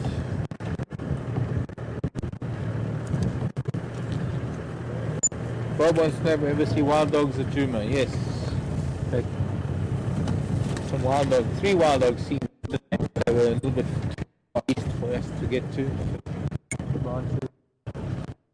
This is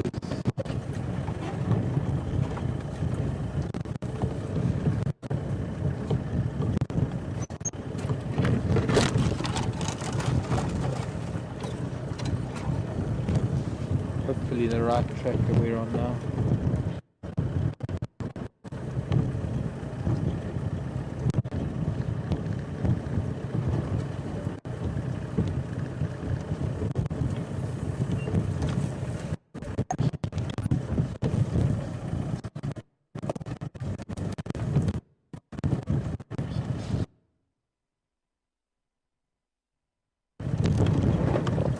Whoa. Lost picture.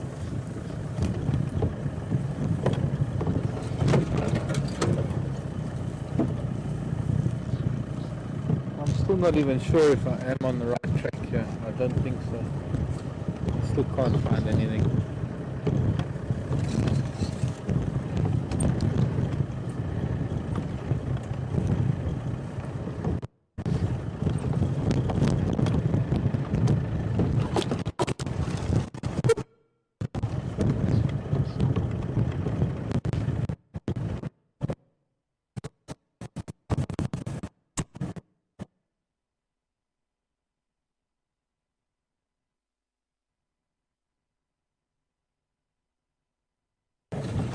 No, this can't be right.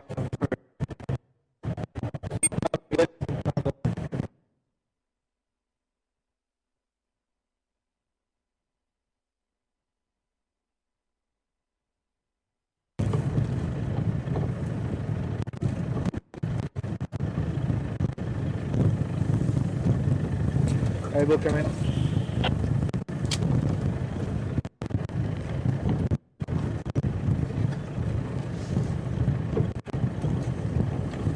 Abel, come in.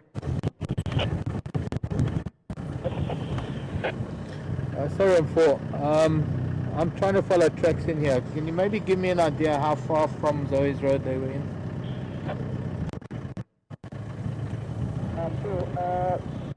If you come from Garden cross into Gowrie, checking cut line left. It's very junction to the cut line, and from there, check the left. Our point is about maybe 10 meters. So you can see on the road from gradually going left. Cross into one south. Okay, that's I drove south, and then how far when you cross the Covenant? How far west?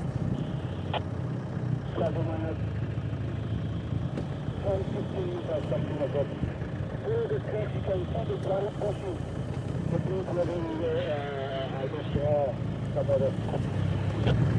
No, I saw the branch. I crossed the Covenant. It's just that there's like 3 different tracks here. So from there,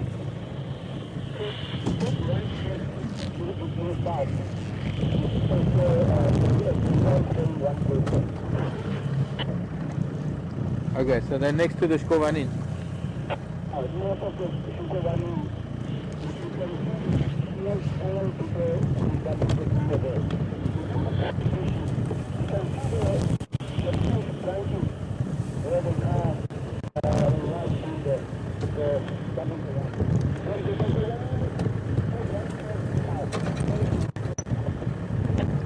Okay, thanks.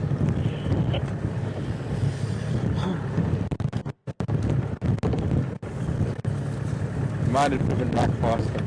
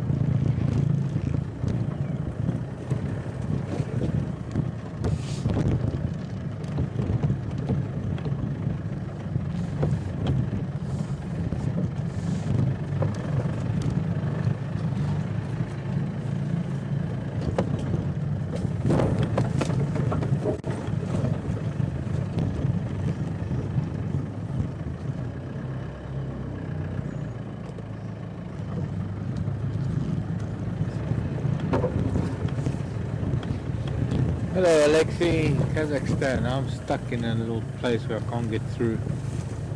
Unless I just go through this dead wood, but I don't want to do that. It'll make a noise.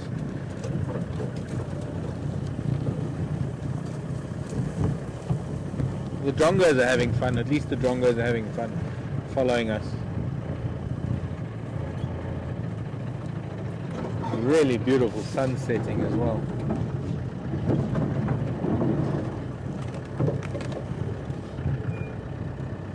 You see that?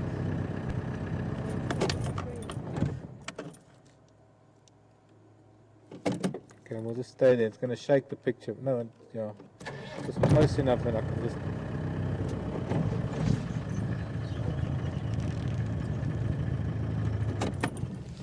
The sun through the trees. Alexei in Kazakhstan, poaching. No, we don't have much of a problem here, Alexei. The reason why we don't have much of a problem with poaching is because there's so many vehicles out on the roads every day, driving around. There's no time for poachers to do anything here. So fortunately, we don't have a problem with poaching. And as beautiful as that is, I need to use this daylight to find these cats. I know exactly. I mean, here I've got.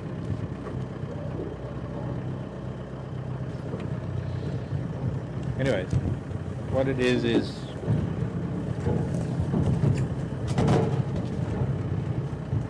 not very direct.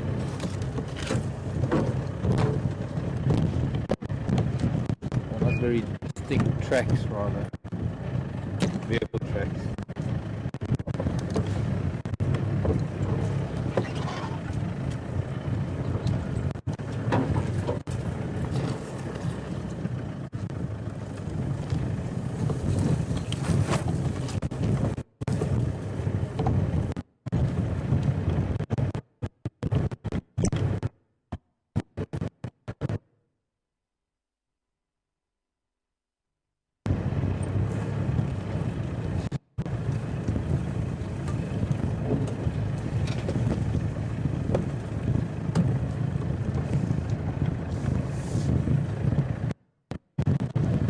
That this is where the vehicle tracks are coming. I can't imagine these cats have gone anyway.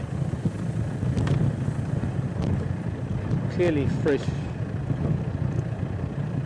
vehicle tracks here. But, I'm not seeing a small termite mound. I'm not seeing leopard on a kill.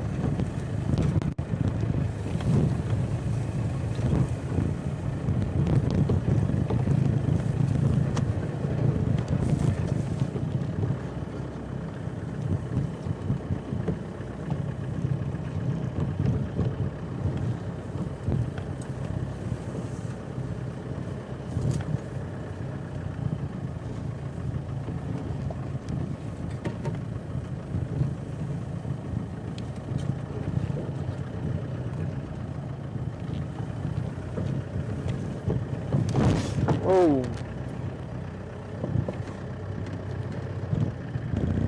no, I'm not copying you, Seb.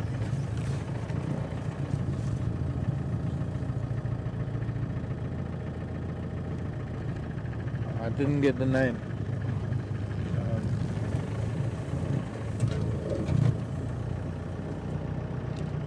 Anyway, somebody doesn't believe this is live. Aaron, I think. I don't know. I can't get the name, but. Aaron. Oh, this is live. One of those things. Hello, Drongo. Where's the leopard, Drongo? This is where the tracks come. He's saying 10 meters. This is 10 meters. This is more than 10 meters from the drainage line. Small termite. There's no termite mound here. I'm probably completely in the wrong place, I guess. There's fresh branches here where vehicles have gone over these trees. There's a termite mound. Maybe it's up there. Maybe it's not next to the drainage line. I don't know. I was hoping to find some easy, to try to be an easy find because there'd been so many vehicles here. But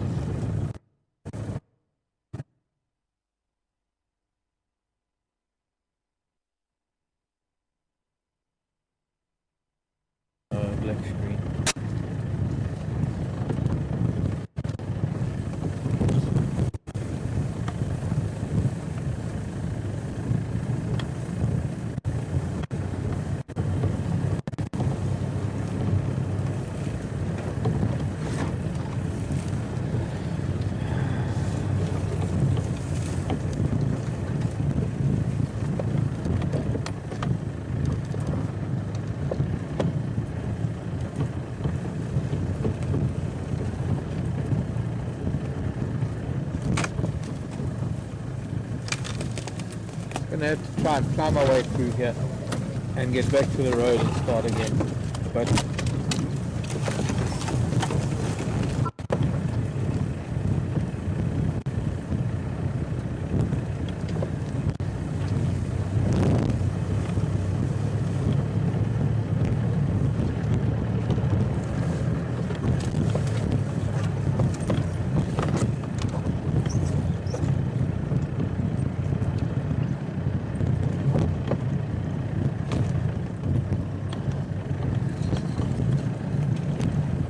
also too open. It was supposedly in really thick bush, and there was just a bit of a visual.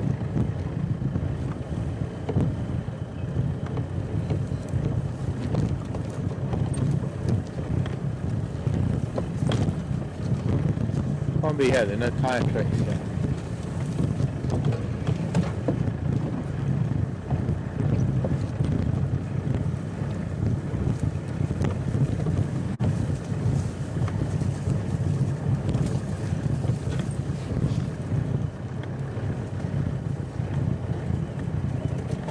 Sarah wants to know where to find the carcass of the leopard first. I wouldn't know it, Sarah. I really... Oh, smell. No. Would we smell the carcass of the leopard? No, we invariably smell the carcass. If I was close by. But no, I wouldn't smell the leopards. Only time we smell leopard is when they've been urinating, defecating, or marking their territory. Sometimes you can actually smell the cat themselves. But depends on how they eviscerate the carcass. This terrain is just... I'm sorry, Becky, if you're being bounced around.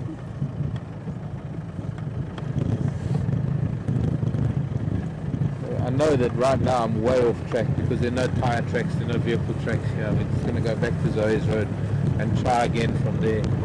But it's like the other day, somebody told me 500 meters, and 500 meters would have put me into Torchwood. It's a matter of whether somebody has... I know, I see the vehicle, but I mean, here are fresh tracks.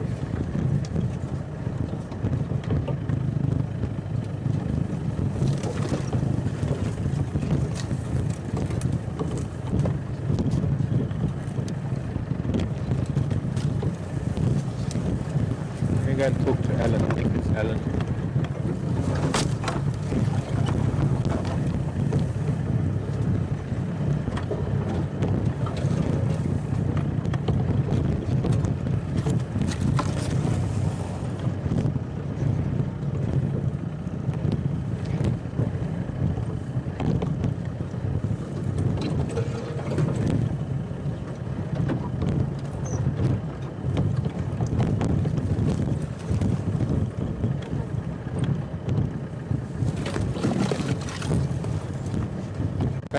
Hang on, Seb.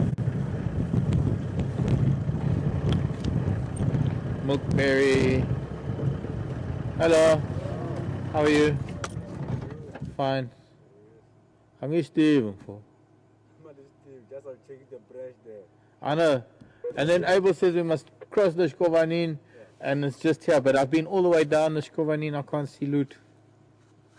But what do you say is the leopard? Yeah, that's Ingwe with Mampimpan and Bamba. But the branch is coming there. Yeah, but he said you come in from the branch and then you cross the Shkovanin to the northern side. First he told me southern side, so I went this side. Then I went to the northern side, and I know I'm going to try again now, but I'm used to you. Let me check. Okay.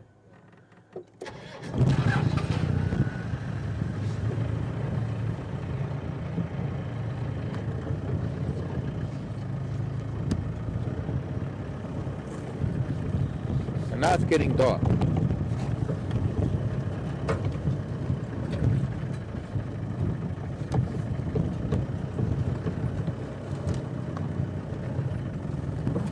soon.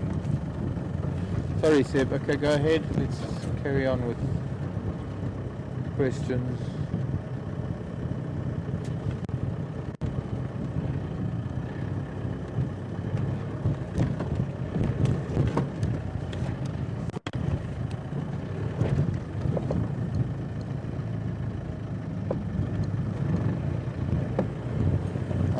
It's really hard to hear you.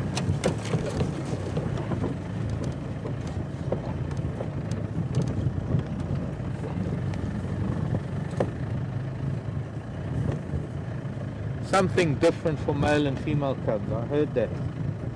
I heard Australia. I know there's a question from Australia, and I know. Oh, Stacy. Ah, okay. How old are they when they leave their mother? Is it different for male and female cubs?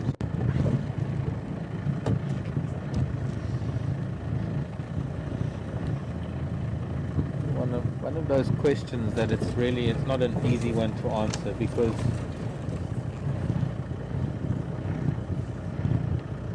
different leopards behave differently. There's not a standard, there's not a set.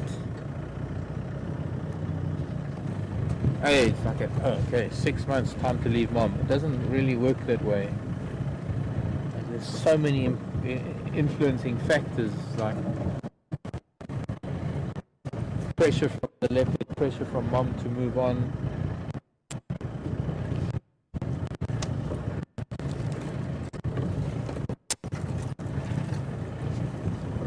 I've been here, we've tried here, there's nothing.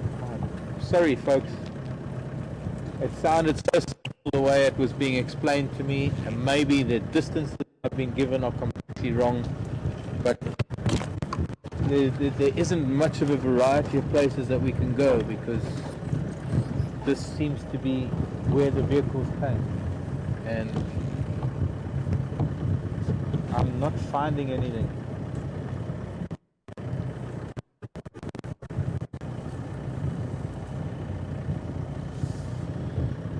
But generally, Stacy, you could say, I mean, like, they start moving away from mom. It's not that they start moving away from it. Here's another term out now. Let me check that term out now, actually.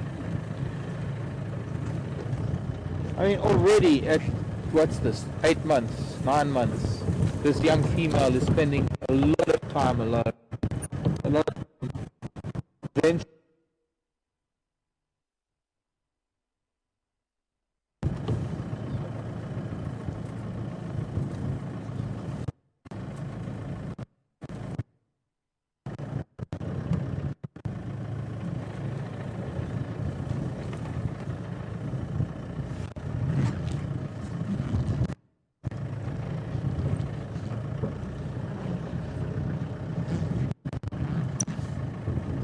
Ephraim, come in.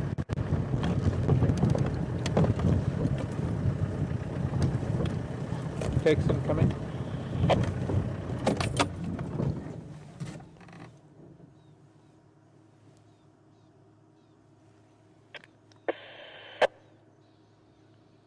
Sorry, Seb, just give me 2 minutes. Hang on.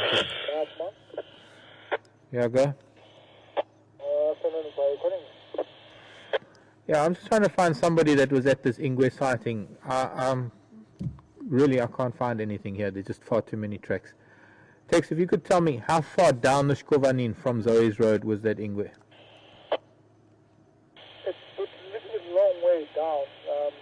But if you drive along the Karula that comes from the northern side, just towards Simple junction with the garden main there, you drive very close to the donga. I'm sure just very, very close to the donga. It's almost inside the donga where that bamba is. Are you talking about that Shkovanin that runs from like Philemon's Cutline down to Triple M? Yeah, there's another one that comes from a little bit more to the west of Road.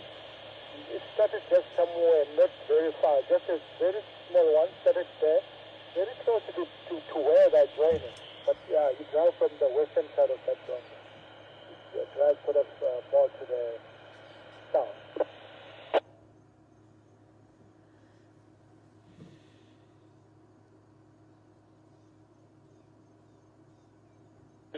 find the branch that Edel put down there? I did. I came off-road from that branch, and then I crossed Dutchkovan to the north, where the track goes through Dutchkovan that runs down to Triple M. Yeah, Sam. Then from that corner, don't go very far from the Skola itself. Drive south along that drainage line towards that other drainage line coming from Stillmont Cutline, yeah. But just before you get into that where the join is, I'm sure you will see where the bumper is. Okay, I think I'm on the northern side of the wrong drainage line.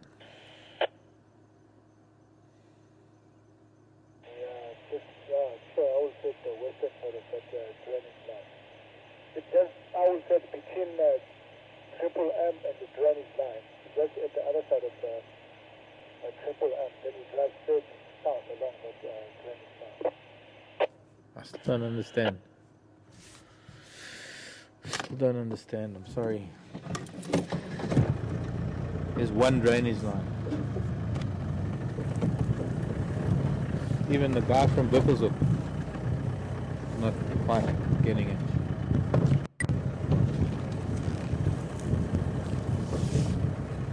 Can't be a western side of a drainage line that goes to the west. Somehow we will find it. If anything, maybe when the lights getting a little low and we put the lights on, maybe I'll find some eyes.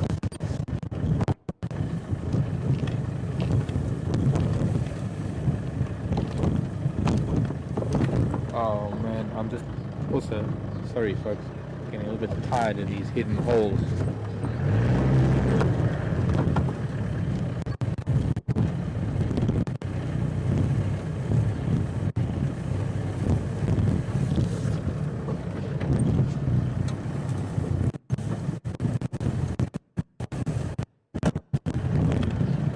First time for everything, I suppose.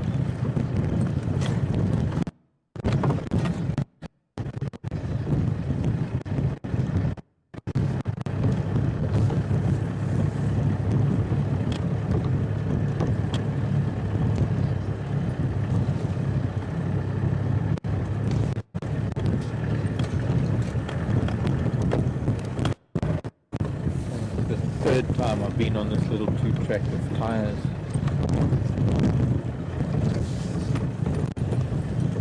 Okay, Seb, what you got for me?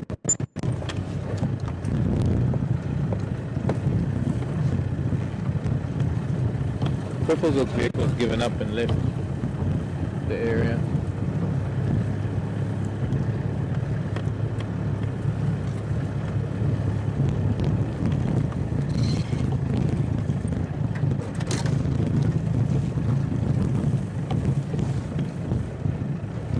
No, sorry, Seb. Sorry, Seb. I'm not even getting a word out of that one. I'd love to answer questions, but unfortunately there's some places where the radio comms it just makes so much noise in my ear that I cannot hear the voice of the person in final control. So unfortunately we'll have to wait till we in a better area.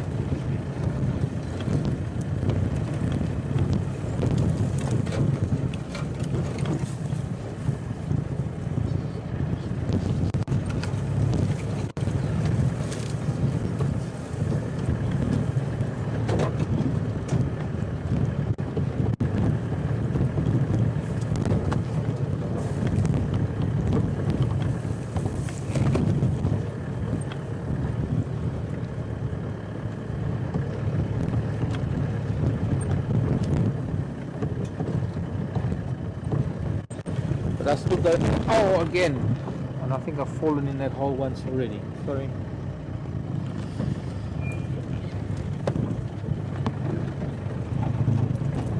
These long dry grasses are hiding holes.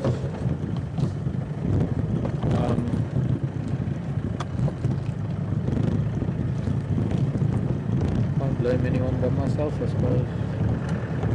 Trying to listen carefully to what they're saying.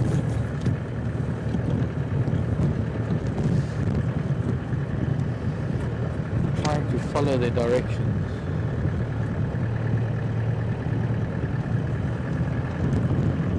is where the tire tracks were turning off the road. This is where the branch was. Where both myself and this little vehicle have been looking, and we have found nothing. They can't have moved, they're on a kill. I'm just going to go a little bit further north to see if there might not be another branch.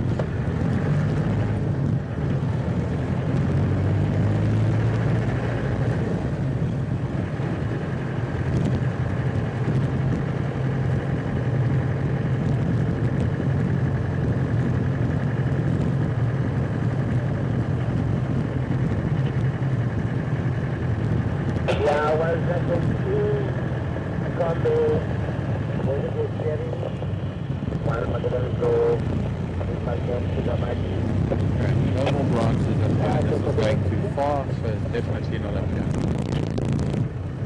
I can't believe that there'd be more than one branch on the road.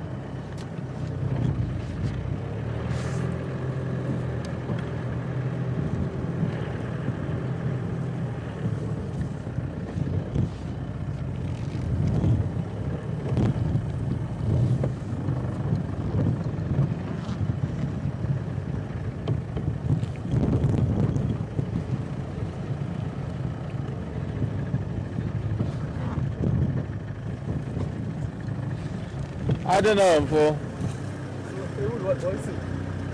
Well, I spoke to Texan now. He's telling me there's one in Shkovanin coming north. I don't know that Shkovanin coming north. There's this one that goes west to Triple M. Abel was telling me we take that branch, we cross that Shkovanin, we go south. It's there. I've been there 3 times now. I see loot. When down there, Yeah. they said there's something that side. So,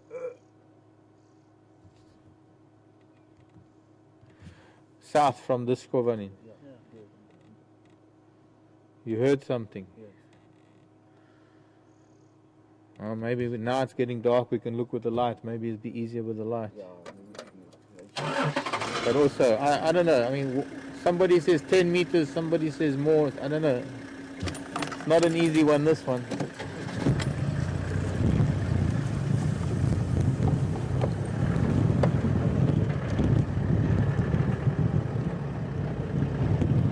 But it was supposed to be so easy, having had so many vehicles come in here. It was supposed to be easy as pie. Easy as cake. What's the saying? Whatever. Let's just put it this way. It was supposed to be pretty much straightforward. Somebody who's done this 1,000 times over the last 20, 30 years, it's supposed to be a relatively easy exercise. However, having said that,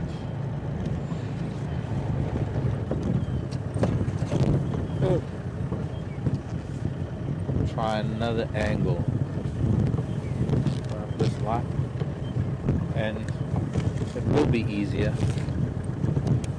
just to try and pick up eyes once we find light. But I was hoping to be there in daylight.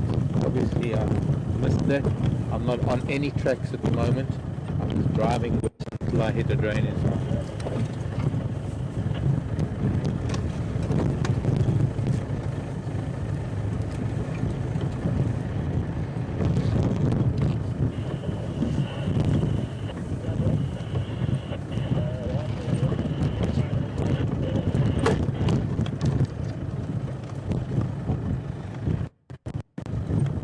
Yeah, a lot better, thanks, Seb.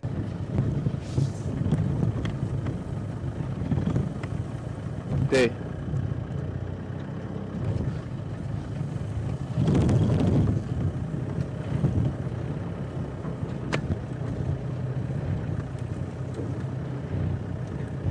And that's from who, sorry? Michelle in Canada. Hello, Michelle. Down there, could be here. Michelle wants to know when the dung beetles and the golden orbs come out. She's going to be in the Bobby stand in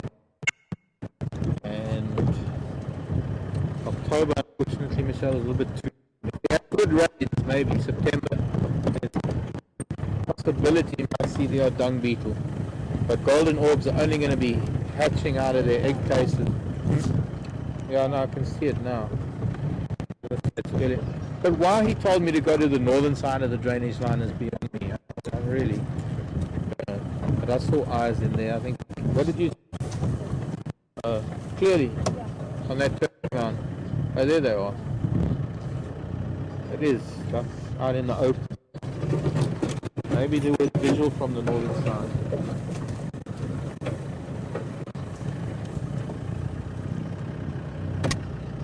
Mulberry, come in. I don't know what it is, but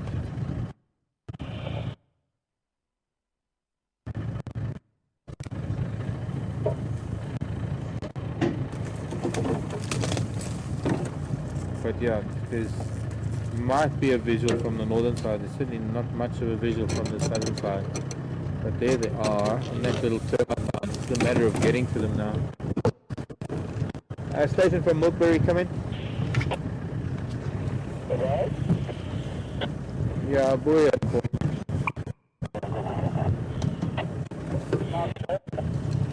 Yeah, go. No kom hier. Okay, cool.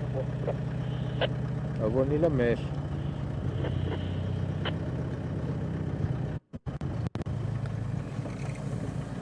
But yeah, this is really thick here. So they are kind of on the northern side of that drainage line.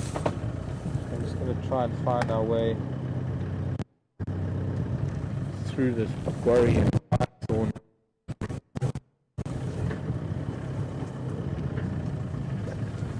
Oy vey.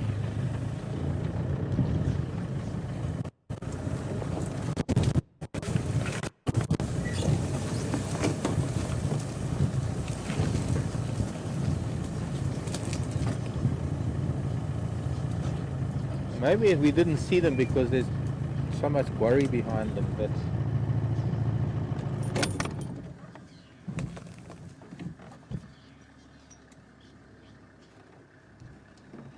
is that Mom? I'm just trying to get my hand. Oh, here's Mom. Might be a better visual from the northern side of this drainage line.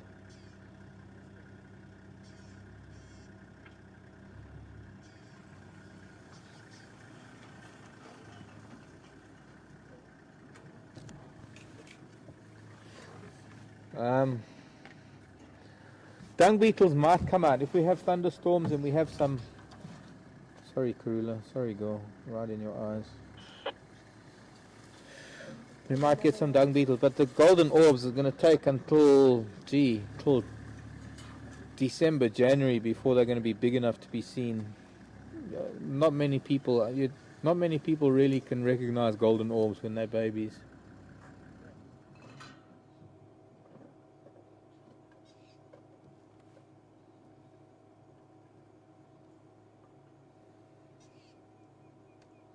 Hello, Karula.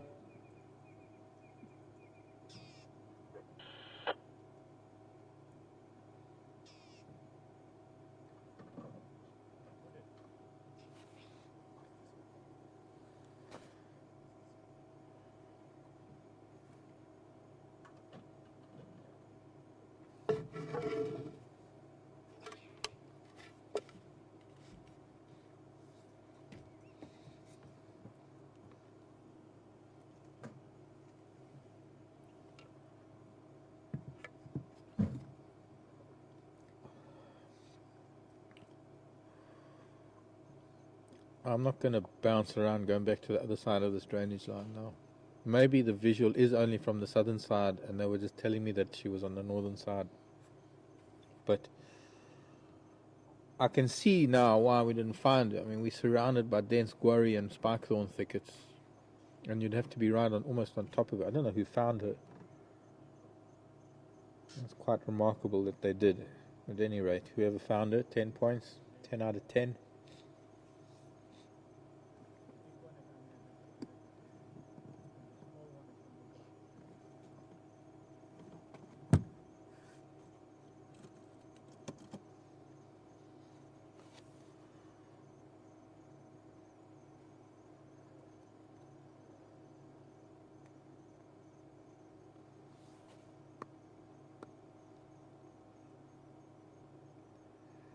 I'm actually thinking when we were on that side of the drainage line, we weren't that far from her at one point. I think. It's just that behind her is that wall of guarri bush, then we would never have seen her from there.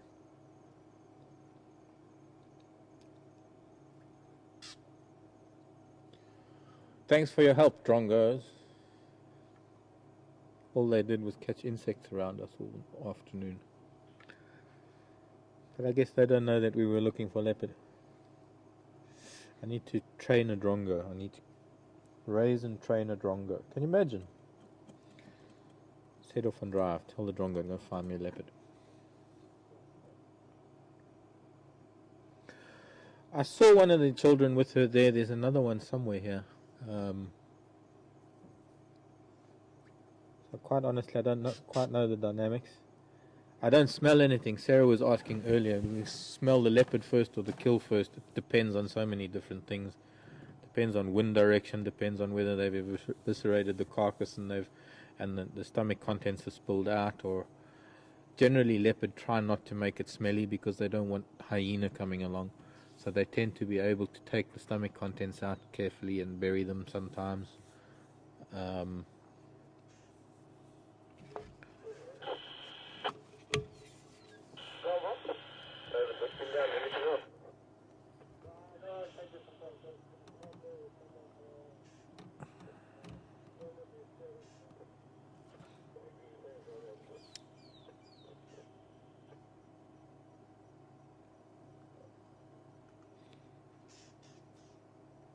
My light doesn't even make a dent in the light or an effect on the light from the other vehicles. So.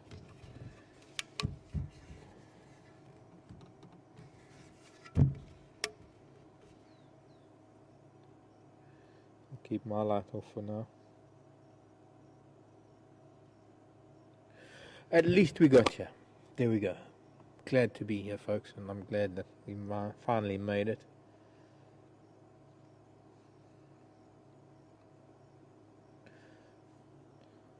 Our Queen of Juma. I was wondering where she got to after she was hunting at the lodge last night. In our car park. I wonder where she had left her children at the time.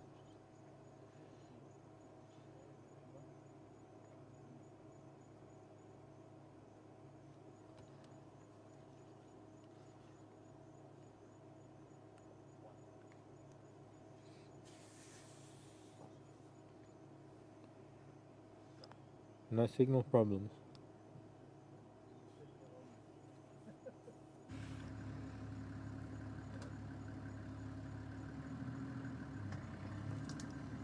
Signal okay.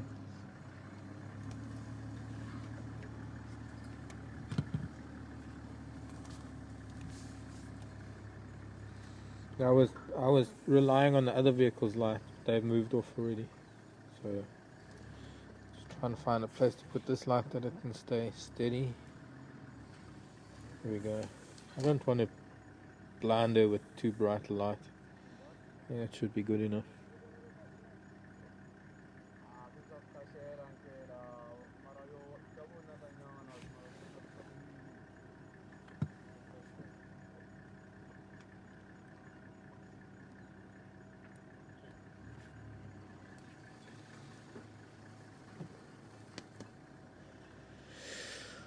Ooh.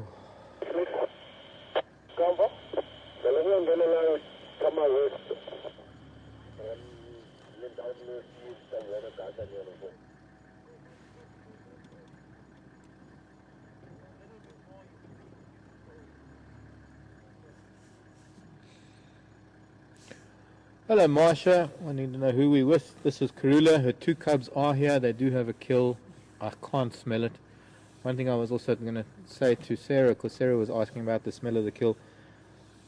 We aren't downwind. If I was downwind, I dare say I would smell it. But I've got the wind coming from the sort of back of me to the right. So the wind is actually coming from my back right to Karula. So we are almost upwind of all of them. So no, I don't smell anything, I'm afraid.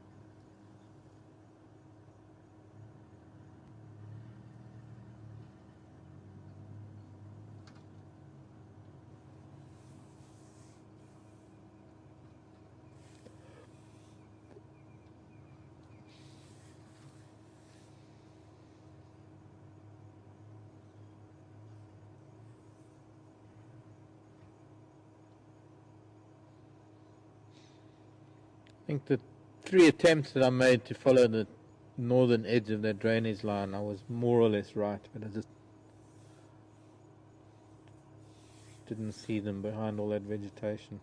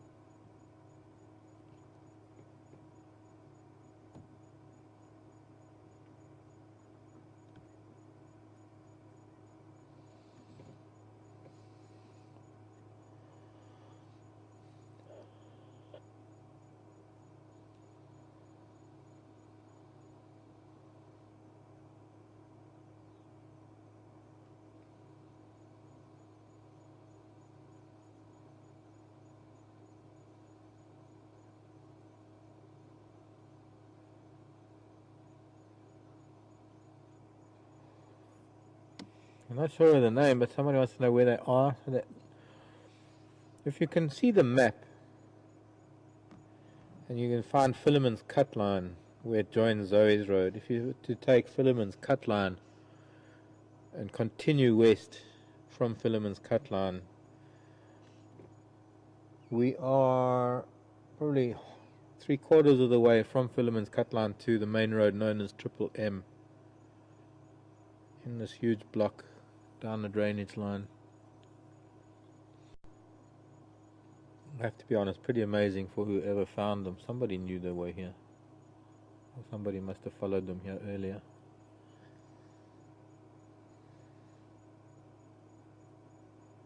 But you just get the nods, girl. You just fall asleep on us. I'm trying to just hold the light that it's the peripheral glow of the light rather than direct light. Yeah, the vehicle had her, but she's tired, she's sleeping. I mean, there, now that she's asleep, that's full light. I'm just trying to keep the light just on the edge of her, but she's still keeping her eyes closed, but that's maybe because she's looking towards the light. Oh, as a tired girl. There's not much place to move where I am. We've got this little gap that we're looking at her through. Right in front of us, about 10 feet in front of us, is a sheer drop down about 6 feet to this little drainage line, which is probably about 10 feet wide. At the bottom it's probably only about 2 feet wide, but it's a sheer sort of V shape. So I can't go much forward. I can try and go to the side and see if we can see any of the cubs while she's sleeping. The picture's going to go dark because I'm going to move the light, and at the same time, because I'm starting to shiver, at the same time I'm going to put my jackets on. Try and keep the light, before I move, try and keep the light still. Let's see if I put it on the dashboard. Well, maybe I can just do that, and then she's sleeping.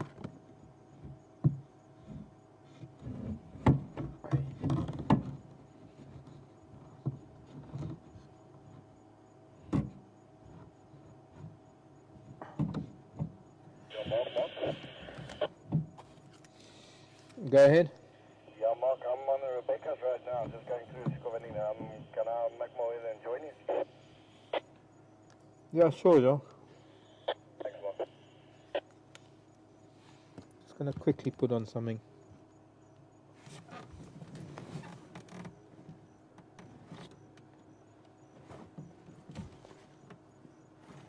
Is that hyena shouting? That's what she lifted her head for. Oops, move the light. Patience, everyone, patience. There we go.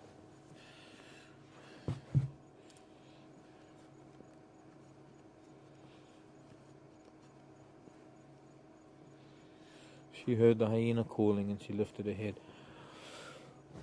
With the prevailing, it's not even a wind. I mean, the air is actually quite still. I'm looking at dust particles in the beam of the light, and they're barely moving. If anything, they're rising just from the heat of the light, which means actually that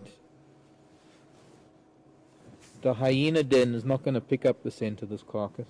They're way too far to the northeast of us, so they're not going to smell this. There might be a hyena that is northwest of us. Oops, there goes the light. Because I'm putting my jersey on and I knocked it. And I'm locking the earpiece in my ear with comedy of errors. Folks, comedy of errors.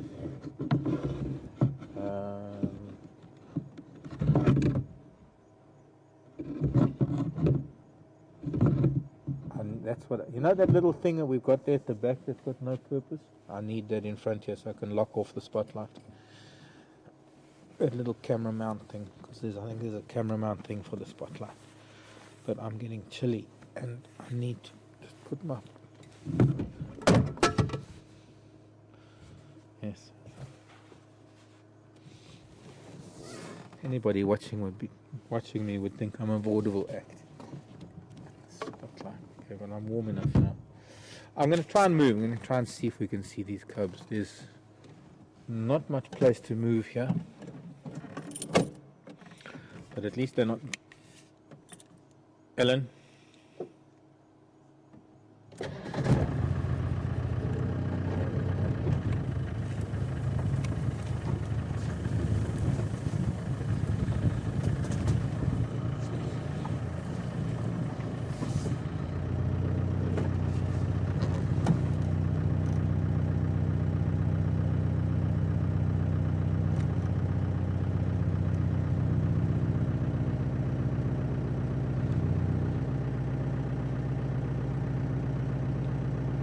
I just want to say hello and welcome to the first graders at Brush College School. Hi kids, nice to have you with us. My name is Mark, I'm glad you're with us. And hello to to Ellen Berger, to Mrs. Berger, sorry Ellen, your teacher who's been with us. And they're starting their first year of school and just realizing how fantastic this is. And we're going to be joining up with that school at some point to have a school safari one of these days soon, hopefully.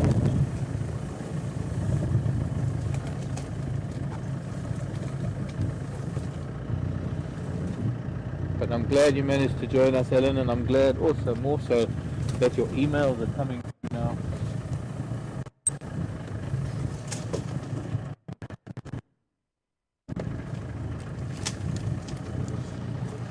Talk about a tight spot. I'm in a tight spot.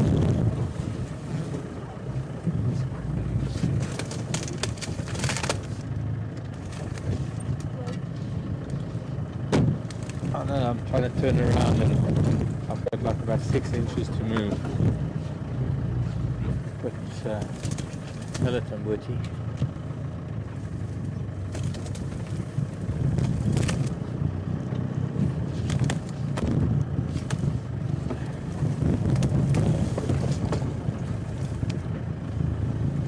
Another 3-point turn.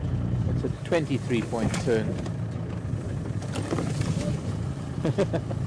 Sorry, Becky.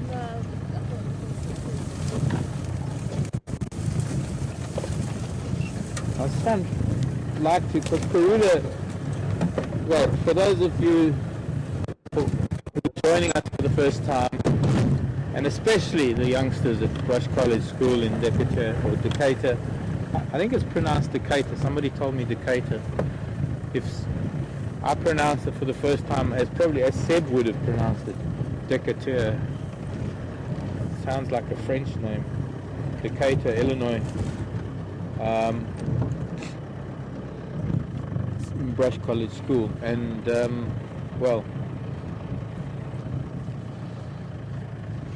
trying to get a better view. There we go. Now we'll be able to see maybe one of the cubs behind Karula. This is Karula. Karula, the lovely lady leopard, female leopard, and there's one of her children just at the back there behind her.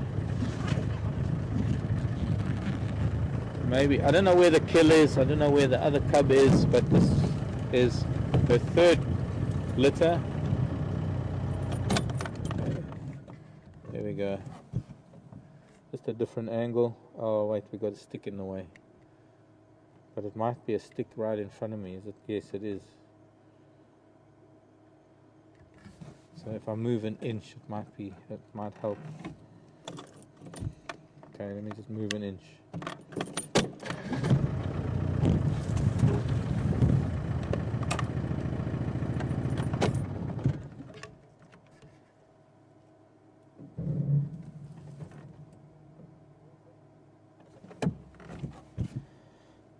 There we go. Mama leopard and one of her children.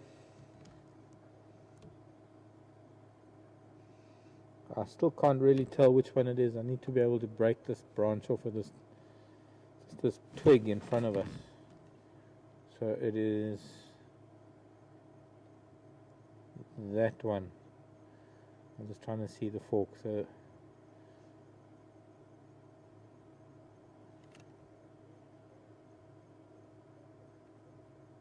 that one there. See if I just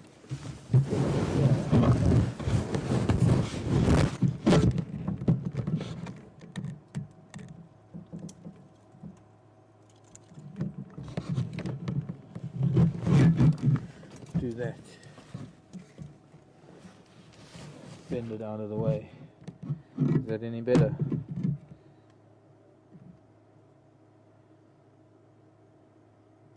Yes, it is. And there the guys are going on the other side of the drainage line to where they are. But I couldn't find them from that side, I'm sorry. I guess one of those things. 1, 2.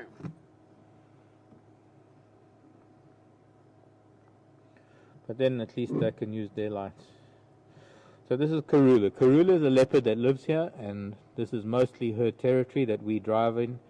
And this is her third group of cubs, her third litter of cubs. One of the children behind her. I'm still trying to figure out who it is, watching a moth flying around.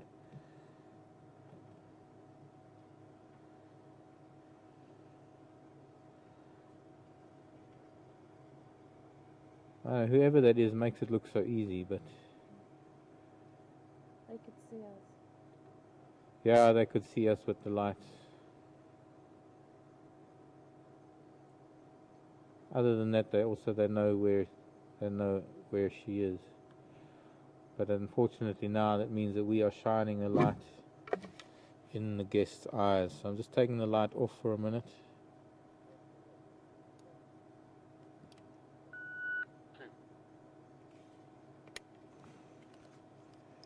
Who that, Graham? Negative is Jacques here. I'm here at one spot, but I can't come through here. Yeah, they're just to the left of you.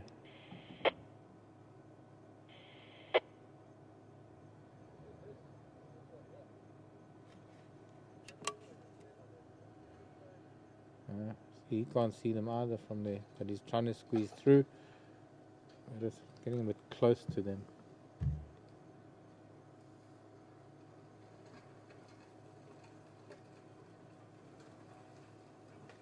Ah, cub's running away. And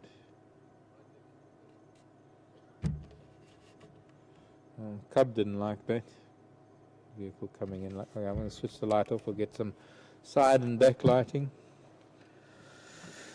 Welcome to Djuma. Welcome to the Queen of Djuma. This is Karula, the Queen of Djuma, and her cubs. And although we can't see it, she did kill a duiker. Ellen, you want to give your kids some homework? Ask them to go home and find out what a duiker is and why it's called a duiker. But maybe first grade. No, I think first grade. You guys are old enough to do that. spelled D-U-I-K-E-R.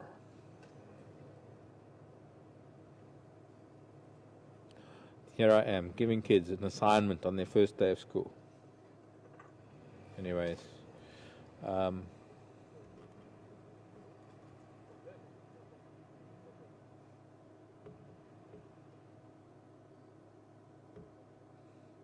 ears are back. She's not a happy cat.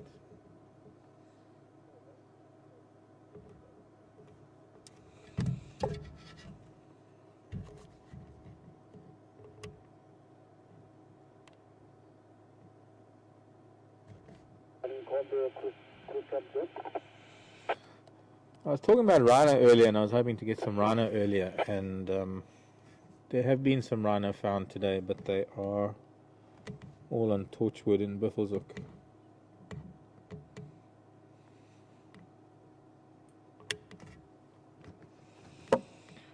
Jacques, come in.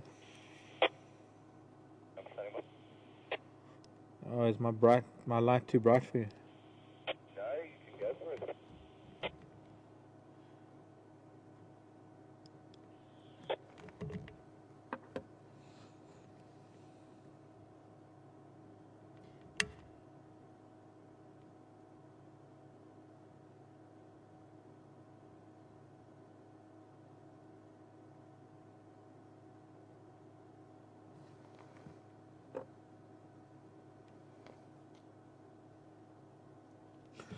School safari, by the way,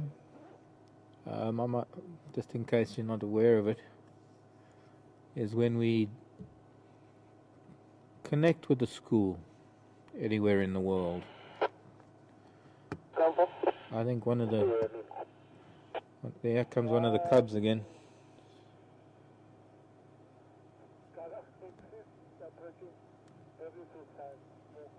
Hello, Mom. Doing what Nduna used to do, butting her with its butt, and taking Mom's warm spot. But I'm guessing that this is the cub that was maybe eating on the carcass, and now that this cub is here, that maybe Karula has gone down to feed on the carcass. Duiker is a very small antelope, so there's not really that much to go around. Three cats. And I think you could almost regard these two sub-adults, these two children, almost as adults. Even if they're eating probably just as much. What we're going to be doing in the coming school year, or the rest of the school year for some people who are in our school years, because it's halfway through the year for our schools, is connecting with the classroom who are learning about biology or in the environment or science or anything related to what we do here, in geography even, here in South Africa, in Africa. And I'm going to concentrate only on that classroom for the time that they're joining us, whether it be half an hour or an hour of the drive. And depending on time zones, for Europe and England, it'll be our morning drive. For North and South America, it'll be our afternoon drives. For Australia, well, we'll have to figure that one out. But any schools that want to connect with me in Australia or New Zealand, for that matter, or Hong Kong or the eastern time zones, we'll figure that one out when we get to it. Our morning might be your afternoon, so it might only be kids in detention. But nonetheless, what I want to do and what we have done in the past and what we want to revive and really get going is connecting with the classroom, where we dedicate half an hour or an hour, whatever it is, to a particular class and answer the questions from the students in the class, and have like a virtual field trip where you can go on a field trip but you don't have to leave your classroom. And all it really takes is having an internet connection, a computer, or even better, a projector to project our drive onto a larger screen, and someone with a laptop, preferably the teacher actually, or principal, with a laptop to be able to take the questions from the students and the learners and send the questions to us, because we'll be able to answer them within minutes, and we will only take questions from that classroom for that time that we are with the students, and we'll ignore the adults from the rest of the world. Well, not ignore, but we'll just delay answering the questions from everybody else. But I'm really open to communicating with teachers and educators and principals, anybody who is in the education field, because we can tie in our drive, we can tie in that half hour or hour with the curriculum, we can tie it in with what the kids are learning, we can find things that they're learning about, and it is the perfect time now. It's not only the start of the school year in the Northern Hemisphere, but it is also going into spring and summer when we've got the most happening. We've got flowers and insects and spiders and reptiles and frogs, and, well, you get the drift. We've got a lot of life happening now going into our summer months. So this is the time now when we want to be connecting with schools and with classrooms. And I really want to capitalize on the educational capability of our broadcast. I mean, it's great that we're educating a lot of adults, but I really want to get through to the youth. I really want to get through to youngsters, and well, who knows, can change people's paths.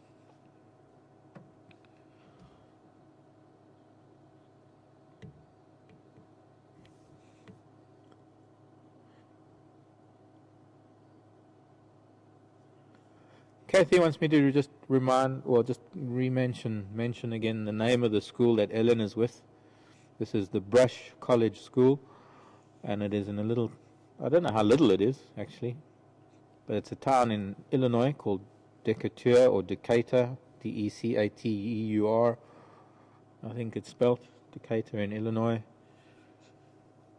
And Ellen Berger, or Miss Berger, Mrs. Berger, sorry Ellen if I'm getting it wrong, Mrs. Berger is the teacher of the class. It's a first grade class. And it was one of the first classes we actually hooked up with, and I'm glad that we're going to be starting again with the school. And Sarah wants to know what age are we interested in. Sarah, I'm interested in anything from 2 to 20. No, well, university even. There's no age limit.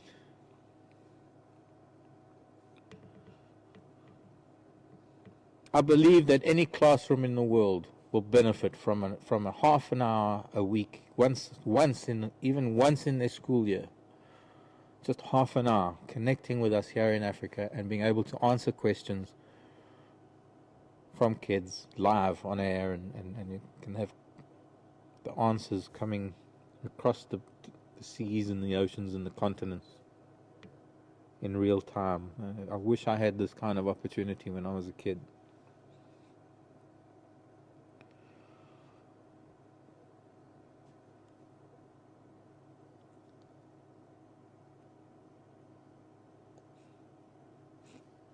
So if anybody wants more information, either send it to questions@juma.com or just send it to me at mark@juma.com. Mark with a C. And I'm going to try and set up an email. Maybe we'll set up an email, schooltv@juma.com. I think we're going to have to get to that point at some point. But we were really going strong for a while last year, but then we got into 3D and post-production stuff and editing and, well, just a lot of things were happening. But it's now time to get this going again. It's now time to get Juma in classrooms because of the opportunities, because of the technology that we have to be able to communicate live with a teacher in her or his class. Oh, I'm starting to shiver. It's starting to get really cold. But that's it for the day. I'm going to switch from Karula to me here in the front seat. If you can see me. Well, you don't have to actually. You don't need to see me. You can just watch Karula while I'm saying goodnight. Wow, what a day. Thanks for joining me. My name is Mark, with Becky on camera, Seb in final control. And this has been the live broadcast from Djuma Game Reserve in South Africa. And we will be back again tomorrow morning at 6:30 Central African time for our morning safari. Seb will be out. Becky will be on camera again. You're not getting tired of camera? No. No? Good. Becky's chosen camera work for her career. I think she's going to do great. She's been doing fantastically well so far. But Seb will be in my seat. I will be in Seb's seat. And we'll be back with you tomorrow morning for another adventure. We don't know what we're going to see, and that's the whole point. We don't know what we're going to see or what we're going to find. It's all going to be a surprise when the sun comes up. So do join us then. And from all of us here at Djuma Game Reserve, thank you for your support and thank you for watching. And good night.